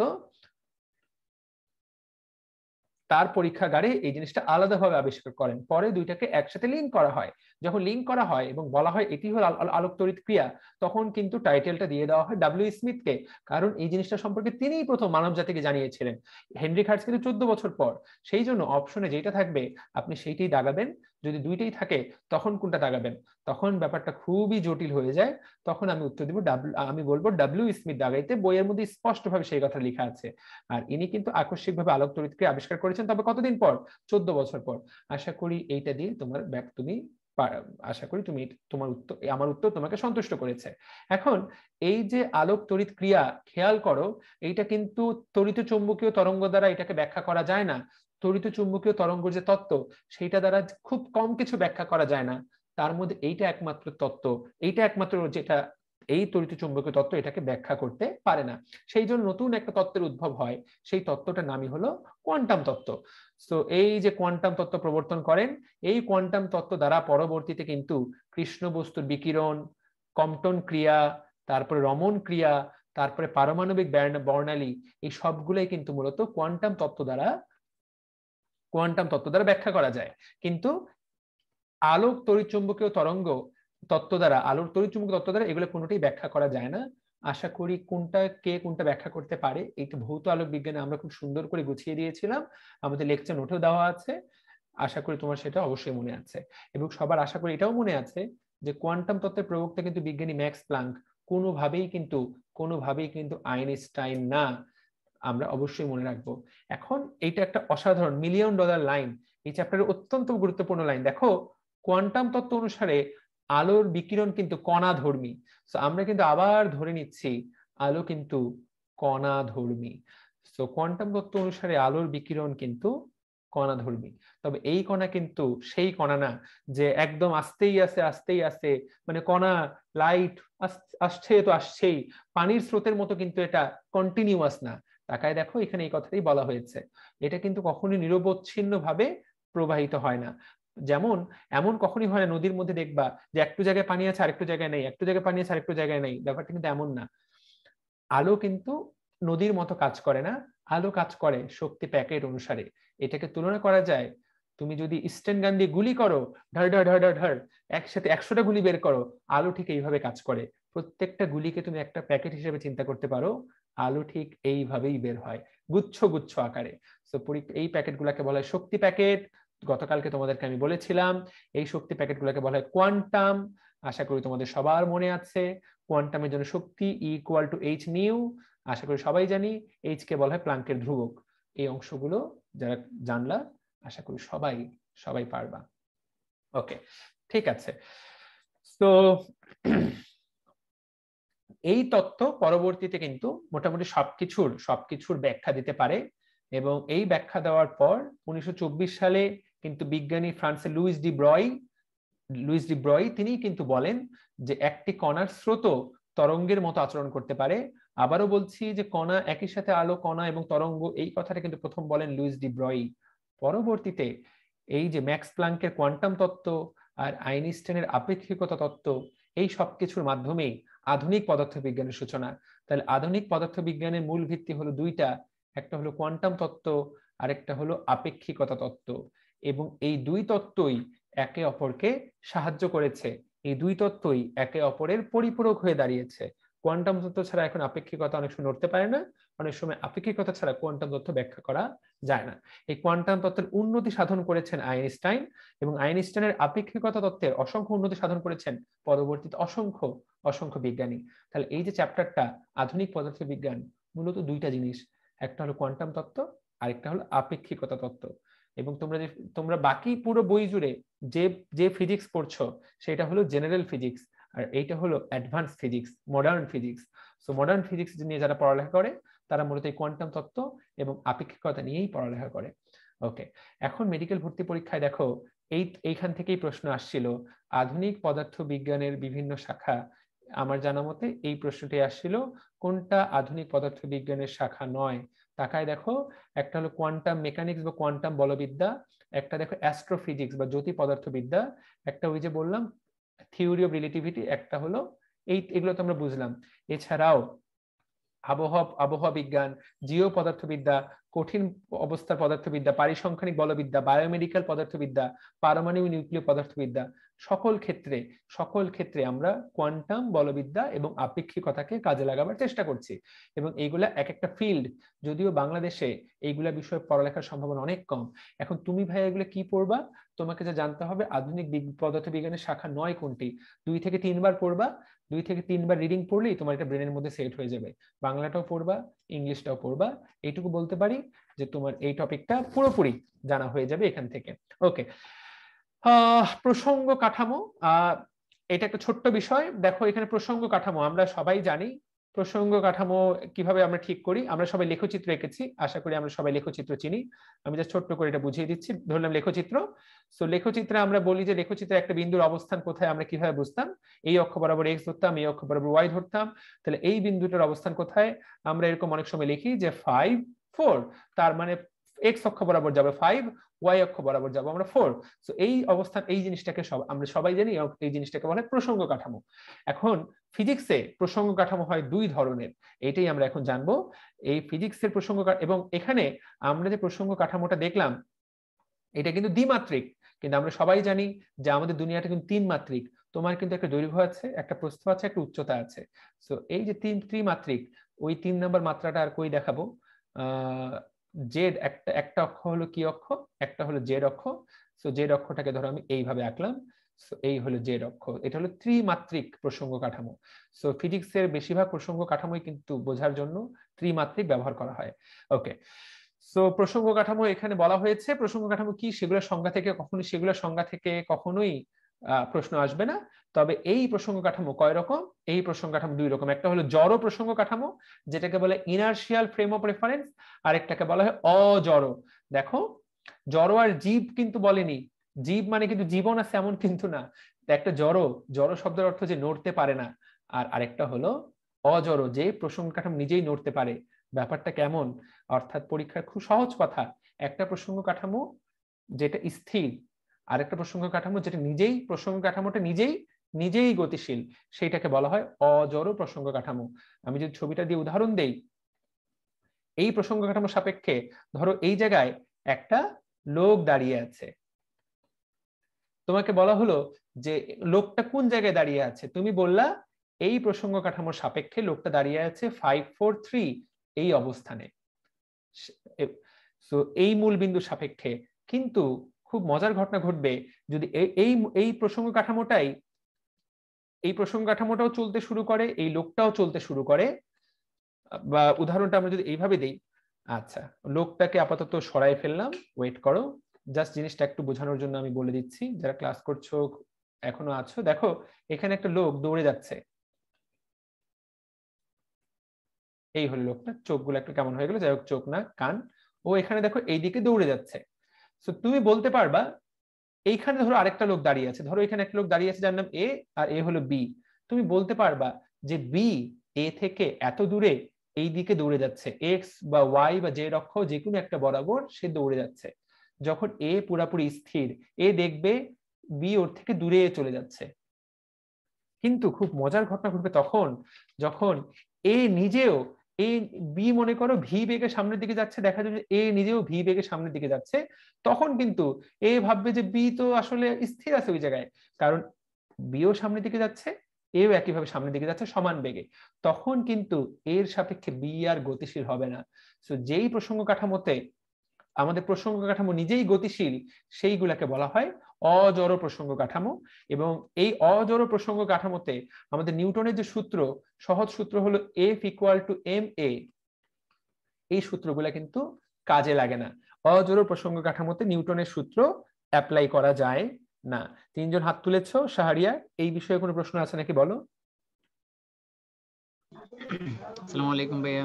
বলো ভাইয়া, এই বিষয়ে কোনো প্রশ্ন নাই, আমি অনেকক্ষণ ধরে কালকেও ট্রাই করছি, হাত তুলছি একটু সুযোগ দেওয়ার জন্য, শেষে একটু সুযোগ দেন, কিছু কথা বলবো ইম্পর্টেন্ট।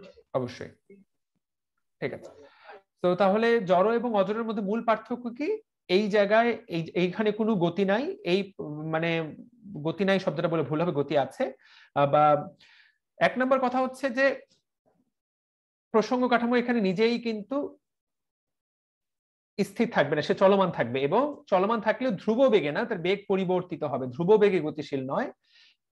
এবং এইখানে নিউটনের কোনো সূত্রই এখানে স্থাপন করা যাবে না, এটাকে বলা হয় অজড় প্রসঙ্গ কাঠামো। আর জড় প্রসঙ্গ কাঠামো এক নম্বর হলো সে যদি স্থির থাকে পরস্পরের সাপেক্ষে এবং ধ্রুব বেগে গতিশীল। আমার যে উদাহরণটা দেওয়া হয়েছে সেখানে আসলে একটু পরিবর্তন করে দেওয়া উচিত ছিল। উদাহরণটা দুইজনই যদি ভি বেগে চলতে থাকে, ব্যাপারটা তা না, যদি তার বেগ পরিবর্তন হয় অসম বেগে গতিশীল দেওয়া উচিত ছিল, তাহলে আরেকটু ক্লিয়ারলি বুঝাতে পার বা ঠিক হতো ব্যাখ্যাটা। তো জড় প্রসঙ্গ কাঠামো হলো যেখানে আমরা এক নাম্বার হলো যেখানে প্রসঙ্গ কাঠামো নিজে স্থির বা প্রসঙ্গ কাঠামো একটা নির্দিষ্ট ধ্রুব বেগ, বেগটা কখনোই পরিবর্তন হবে না, ধ্রুব বেগে গতিশীল, সেইটাকে বলা হয় জড় প্রসঙ্গ কাঠামো। এবং এই প্রসঙ্গ কাঠামোর অপর নাম গ্যালিলিওর কাঠামো বা নিউটনের কাঠামো। ঠিক আছে, সো এইটা আমরা, তুমি যে ফিজিক্স ফার্স্ট পেপারে যে অঙ্কগুলো করো, ফিজিক্স ফার্স্ট পেপারে অঙ্কগুলো করার জন্য আমরা জড় প্রসঙ্গ কাঠামো ব্যবহার করি। কিন্তু যখনই আমরা কোয়ান্টাম মেকানিক্সে ঢুকে যাই তখনই অজড় প্রসঙ্গ কাঠামো, যেইখানে প্রসঙ্গ কাঠামোটা নিজেই ঘুরতে থাকে বা অসমবেগে চলমান থাকে, প্রসঙ্গ কাঠামো নিজেই ঘুরছে বা প্রসঙ্গ কাঠামো নিজে অসমবেগে চলমান, তখন এটাকে বলা হয় অজড় প্রসঙ্গ কাঠামো। এখন পরীক্ষায় এখান থেকে কি প্রশ্ন আসবে? ঘূর্ণায়মান প্রসঙ্গ কাঠামোকে কি বলা হয়, অসমবেগে চলমান প্রসঙ্গ কাঠামোকে কি বলা হয়? নামটা জানতে হবে, অজড় প্রসঙ্গ কাঠামো। লাস্ট কথা, এই ধরনের কাঠামোতে কাল্পনিক বল দ্বারা ত্বরণ ঘটে। এইটা একটা খুবই দারুণ কথা। এইখানে তোমাকে একটা কাল্পনিক বল কল্পনা করে নিতে হয় যেইটা দ্বারা ত্বরণ ঘটে।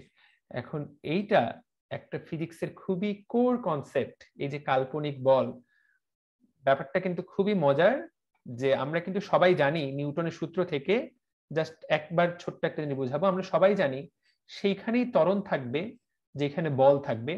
যদি বল সমান শূন্য হয় তাহলে ত্বরণ সমান শূন্য হবে। এইটাই কিন্তু নিউটনের ল। আমরা সবাই জানি F = ma।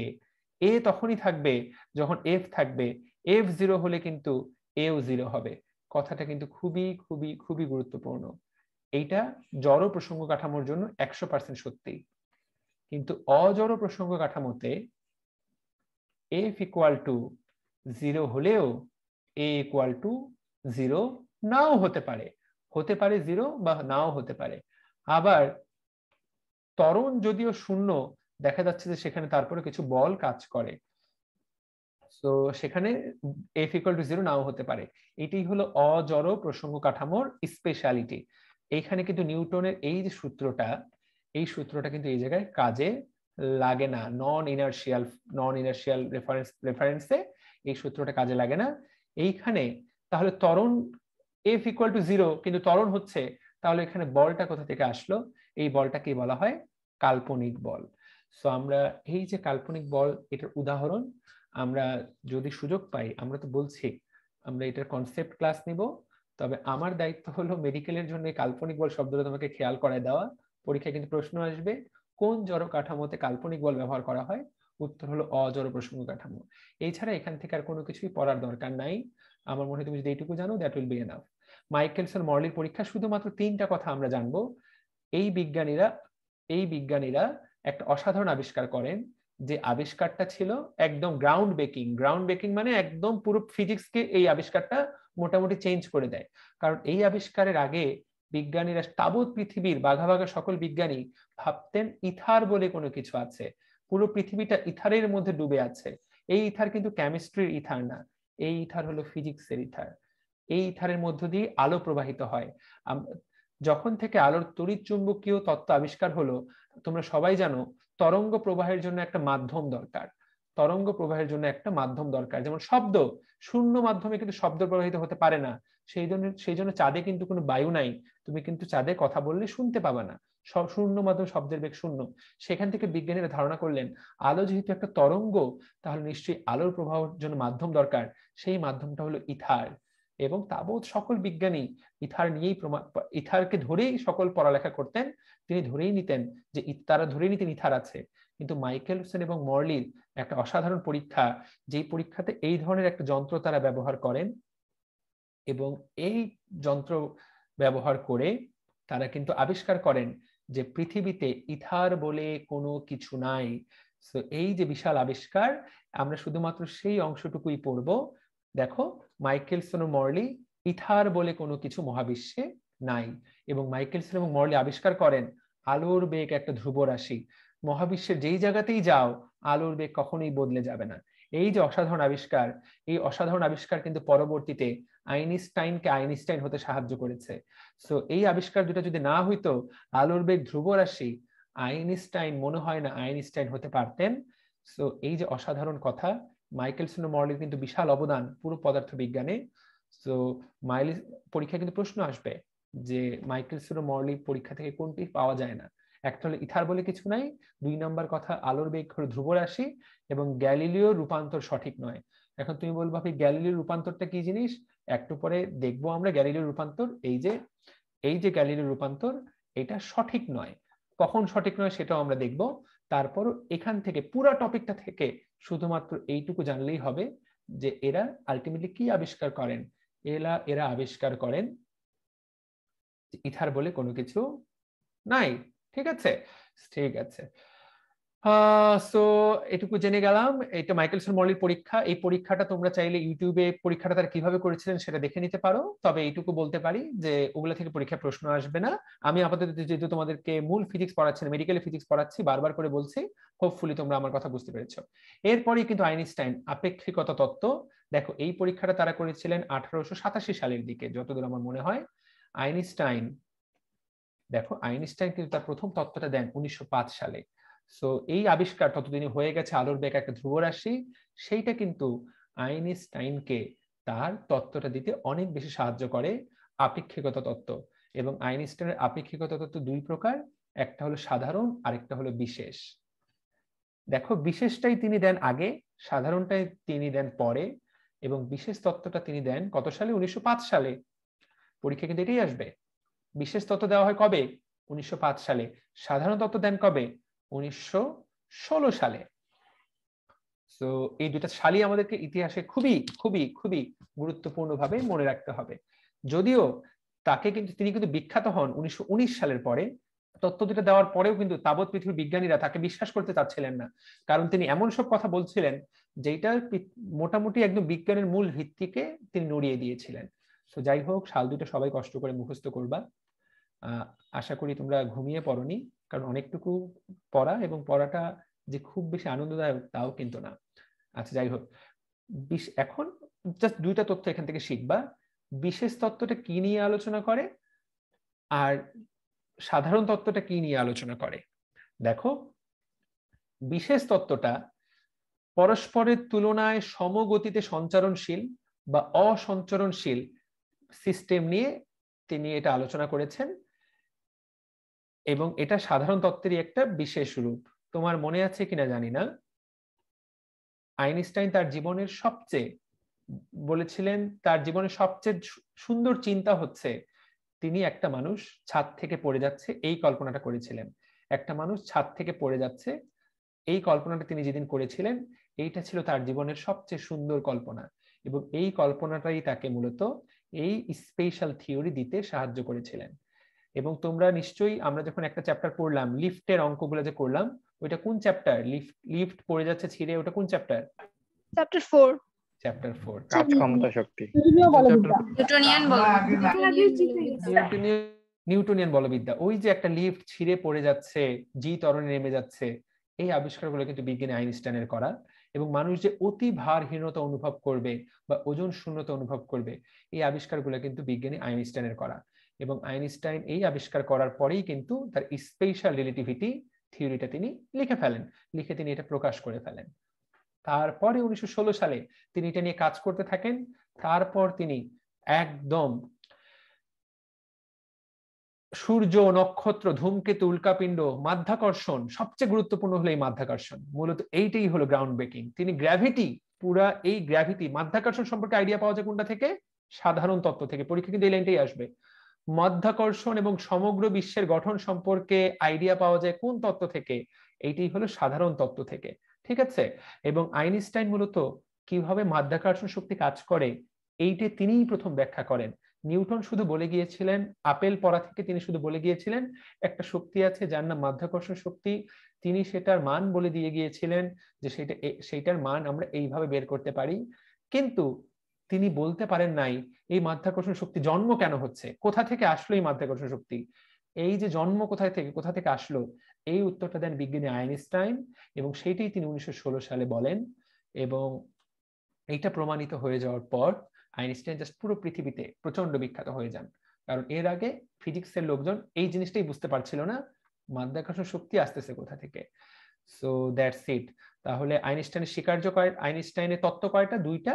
এবং তিনি মৌলিক স্বীকার্য দিয়েছেন কয়টা? মৌলিক স্বীকার্য 2টা। তার মধ্যে 2 নম্বর স্বীকার্যটা খুবই গুরুত্বপূর্ণ। দেখো, সকল সকল পর্যবেক্ষকের নিকট আলোর বেগ একই থাকে। আলোর বেগ কোনো কিছুর উপর নির্ভর করে না। দিক, উৎস, পর্যবেক্ষকের বেগ, পৃথিবীতে একটা মাত্র জিনিস হলো ধ্রুব আইনস্টাইনের মতে, সেটা হলো আলোর বেগ। আর বাকি সবকিছু আপেক্ষিক, সবকিছু আপেক্ষিক। যেমন আমি মনে করি সুখী, তোমার কাছে মনে হবে যে ভাইয়া কতই না সুখী, আমার কাছে মনে হবে ও কতই না সুখী। একজনের তুলনায় আরেকজনের ব্যাপারটা পুরোপুরি আপেক্ষিক। কিন্তু আলোর বেগ আইনস্টাইনের মতে এটা সর্বদা একই, সকল পর্যবেক্ষকের সাপেক্ষে এটা একই। এইটা খুবই খুবই খুবই খুবই গুরুত্বপূর্ণ। ঠিক আছে, মূলত এই সূত্রটাই পরীক্ষায় আসবে। 1 নম্বর সূত্রটা আমরা অলরেডি জড় কাঠামোতে গ্যালিলিওর সূত্র আমরা এখন এটা দেখবো, এটা রিডিং করে নিতে পারো, এটা আহামরি কোনো কিছু না। সো এইটাই খুব গুরুত্বপূর্ণ। 2 নম্বর সূত্রটা আমরা এটাই মনে রাখবো।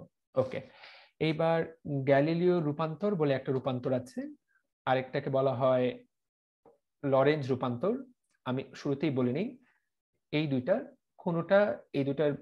তেমন আসলে মেডিকেল ভর্তি পরীক্ষার জন্য তেমন মোটেই গুরুত্বপূর্ণ না। তবে তোমাদেরকে আমি এইটুকু বলে দেই যে গ্যালিলিও রূপান্তর হলো আগের রূপান্তর এবং কম গতিতে গতিশীল। যেমন বাস, ট্রাক, এগুলো যদি 200 কিলোমিটার গতিতেও চলে, সেগুলো আসলে আলোর গতির তুলনায় মাইনুট। কম গতিতে গতিশীল বস্তুর জন্য আমরা গ্যালিলিও রূপান্তর ব্যবহার করি। রূপান্তর বলতে দেখো এখানে একটা লেখচিত্র দেওয়া, এখানে একটা লেখচিত্র দেওয়া। আমরা যদি গ্রাফে প্লটিং করতে চাই ওর বেগটা কেমন, সেই ক্ষেত্রে এই গ্যালিলিও ট্রান্সফরমেশন ব্যবহার করা হয়। কিন্তু যদি আমরা আলোর বেগে গতিশীল কোনো কিছুকে চিন্তা করি, সেই ক্ষেত্রে আর গ্যালিলিও রূপান্তর ব্যবহার করা যায় না। সেই ক্ষেত্রে লরেঞ্জের রূপান্তর ব্যবহার করা হয়। তো লরেঞ্জের রূপান্তর তাহলে কোন ক্ষেত্রে ব্যবহার করা হয়? উত্তর হলো বিদ্যুৎ চুম্বকীয় সমীকরণ বা বিদ্যুৎ চুম্বকীয় তরঙ্গগুলোর জন্য। আলোর জন্য আর গ্যালিলিও রূপান্তর কিন্তু প্রযোজ্য হবে না, সেক্ষেত্রে লরেঞ্জের রূপান্তর লাগবে।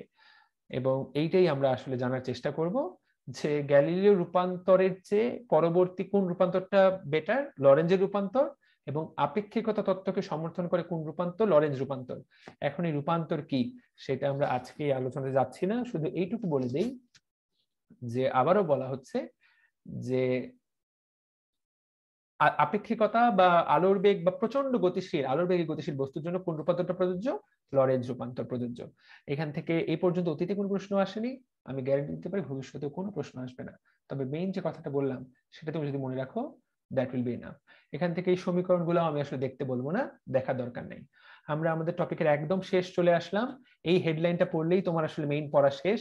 সেটা হলো আপেক্ষিকতা তত্ত্ব অনুসারে আমরা আগে যেগুলোকে পরম ধরতাম সেগুলো প্রত্যেকটা কিন্তু বদলে যায়। আমরা ধরতাম সময় হলো স্থির। নিউটন বলেছিলেন সময় হলো একটা তীর এবং ধনুকের মতো, তীরের মতো।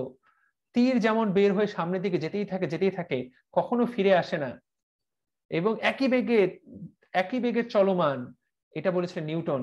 কিন্তু আইনস্টাইন বলেছে না, সময় আসলে এমন না।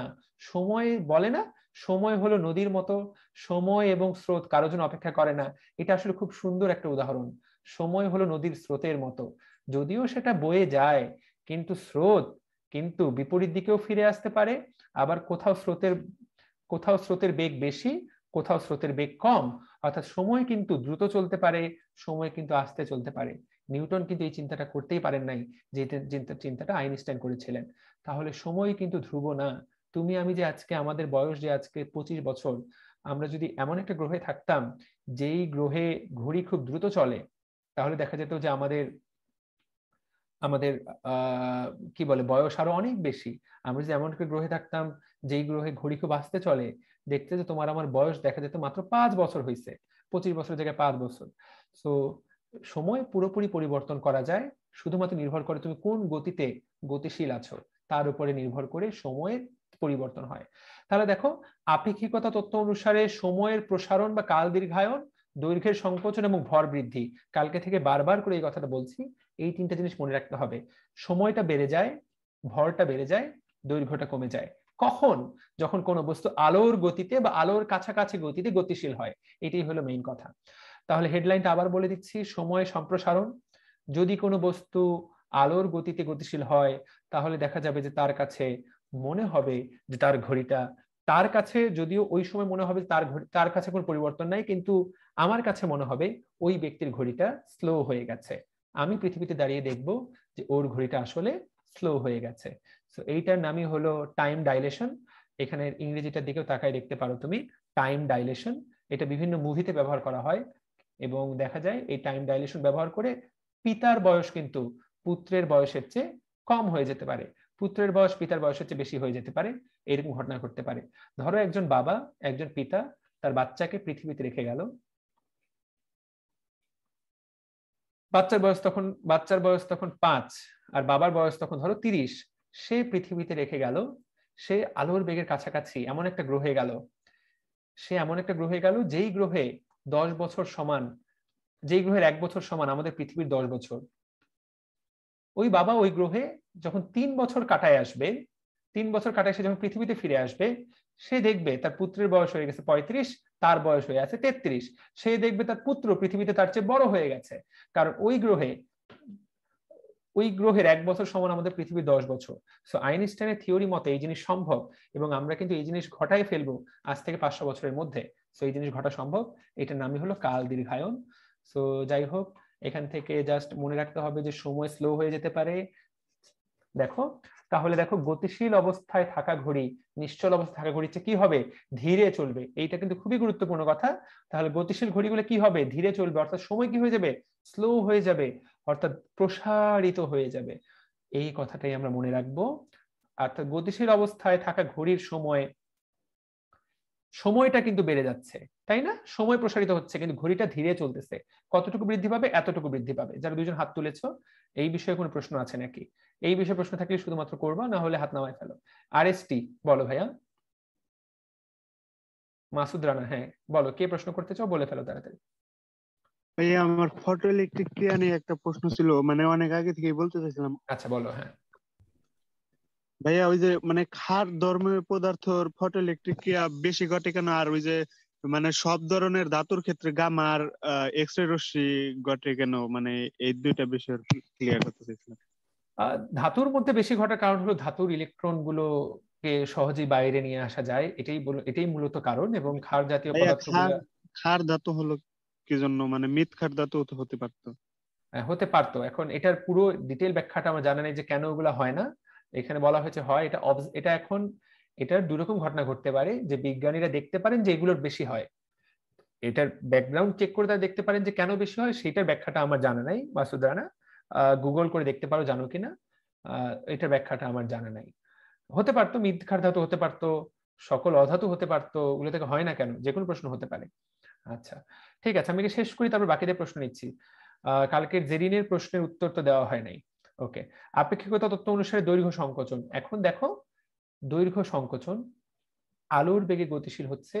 এখানে দেখো, গতিশীল বস্তুর দৈর্ঘ্য নিশ্চল বস্তুর দৈর্ঘ্যের চেয়ে ছোট হয়। এমন কিন্তু না যে ছোট মনে হয়, অ্যাকচুয়ালি জিনিসটা ছোট হয়ে যাবে। এটাই হলো আইনস্টাইনের নীতি, ছোট হয়ে যাবে এবং আমরা মনে রাখবো যে ছোট হয়ে যাবে। এখন এখান থেকে জাস্ট অবশ্যই আমাদেরকে এই সূত্রটা ব্রেনের মধ্যে সেট করতে হবে। এই সূত্রটা ব্রেনের মধ্যে সেট করতে হবে, T nought equal to T into 1 minus root 1 minus V square C square. একইভাবে এখানে এইটার জন্য L equal to L nought. আচ্ছা, এখানে তোমরা একটা ছোট্ট জিনিস খেয়াল করে দেখবা, সেটা হচ্ছে এল নট কিন্তু আদি দৈর্ঘ্য, এল কিন্তু পরবর্তী দৈর্ঘ্য। তো অবশ্যই পরবর্তী দৈর্ঘ্য কিন্তু ছোট হবে, ঠিক আছে? এটা কিন্তু গুরুত্বপূর্ণ কথা। এইখানে তাকায় দেখো, টি এবং টি নট কিন্তু আমরা যদি তাকায় দেখি, এখানে দেখো টি নট কিন্তু বাম পাশে আর এল নট কিন্তু এই জায়গায় ডান পাশে, সমান সমান চিহ্নে ডান পাশে। পরীক্ষায় কিন্তু এই ছোট্ট জিনিসটা চেঞ্জ করে দিবে যে কোনটা সূত্রটা ভুল। সো এই দুইটা উল্টাপাল্টা হয় বেশিরভাগ ক্ষেত্রে ছোট ভাই আপুদের। সূত্র ভুল কোনটা ঠিক কোনটা জাস্ট এটা তোমাকে উত্তর করতে পারতে হবে। এখান থেকে আমি মনে করি না কোনো অঙ্ক দিবে, রুট দেওয়া আছে, রুটের অঙ্ক আসার কোনো কারণ নাই। শুধুমাত্র জানতে হবে আইনস্টাইন আপেক্ষিক তত্ত্ব অনুসারে ভর বৃদ্ধি পায়, গতিশীল বস্তুর ভর বেশি হবে। যে বস্তুটা গতিশীল হবে, আলোর বেগে গতিশীল হবে, তার ভর অবশ্যই বেশি হবে। এইটাই বেগের সাথে সাথে বস্তুর ভর বৃদ্ধি ঘটে, এই কথাটাই আমরা মনে রাখার চেষ্টা করব। এবং এখান থেকে সূত্রটা কোনটা, এখান থেকে আমাদের লাস্ট যে সূত্রটা জানতে হবে।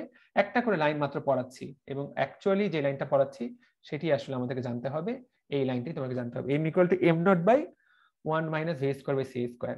এই হলো আমাদের তিনটা মাত্র লাইন পড়াইলাম, আবারও বলছি মেডিকেল ভর্তি পরীক্ষায় জাস্ট এই 3টে লাইন থেকেই প্রশ্ন আসবে যদি আসে কালকে, তারপরে ভরসা এই পর্যন্ত তো আমি আগেই বলে পড়িয়ে ফেলেছি।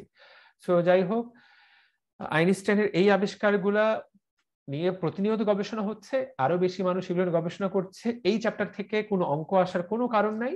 গতকালকে যে একটা অঙ্ক বলেছিলাম E=mc², যদি আসে সেটাই আসবে। এছাড়া এই চ্যাপ্টার থেকে আমি যা যা পড়াইলাম হোপফুলি তোমাদেরকে আগের চেয়ে যতটুকু তোমাদের আইডিয়া ছিল আইডিয়াটা আগের চেয়ে অনেকটুকু পরিষ্কার হয়েছে। আমি তোমাদেরকে পুরো বইটা দাগিয়ে দিলাম। এই চ্যাপ্টারের যে আমাদের লেকচার নোট সেটা আমরা আজকে আপলোড দিব, কালকে আপলোড দেই নাই, আজকে আপলোড দিব। লেকচার নোটটা একবার রিভাইজ করে ফেলবা। আমরা গ্যারান্টি দিতে পারি এই চ্যাপ্টার থেকে পুরোপুরি কমন পাওয়ার জন্য যা দরকার তোমার ইনশাল্লাহ হয়ে যাবে। তো এরই সাথে সাথে আজকের পড়ানো আমি শেষ করলাম। 2 ঘন্টা লাগলো পড়াইতে চ্যাপ্টারটা, একটু স্লোলি গেলাম, মাঝখানে একটু গল্প গুজব করেছি। হোপফুলি তোমরা কিছুটা বেশি শিখতে পারলা। লেকচার নোটগুলো কোথায় পাবা? যে গ্রুপে আছো প্রাইভেট গ্রুপে লেকচার নোটগুলো আপলোড হয়ে যাবে।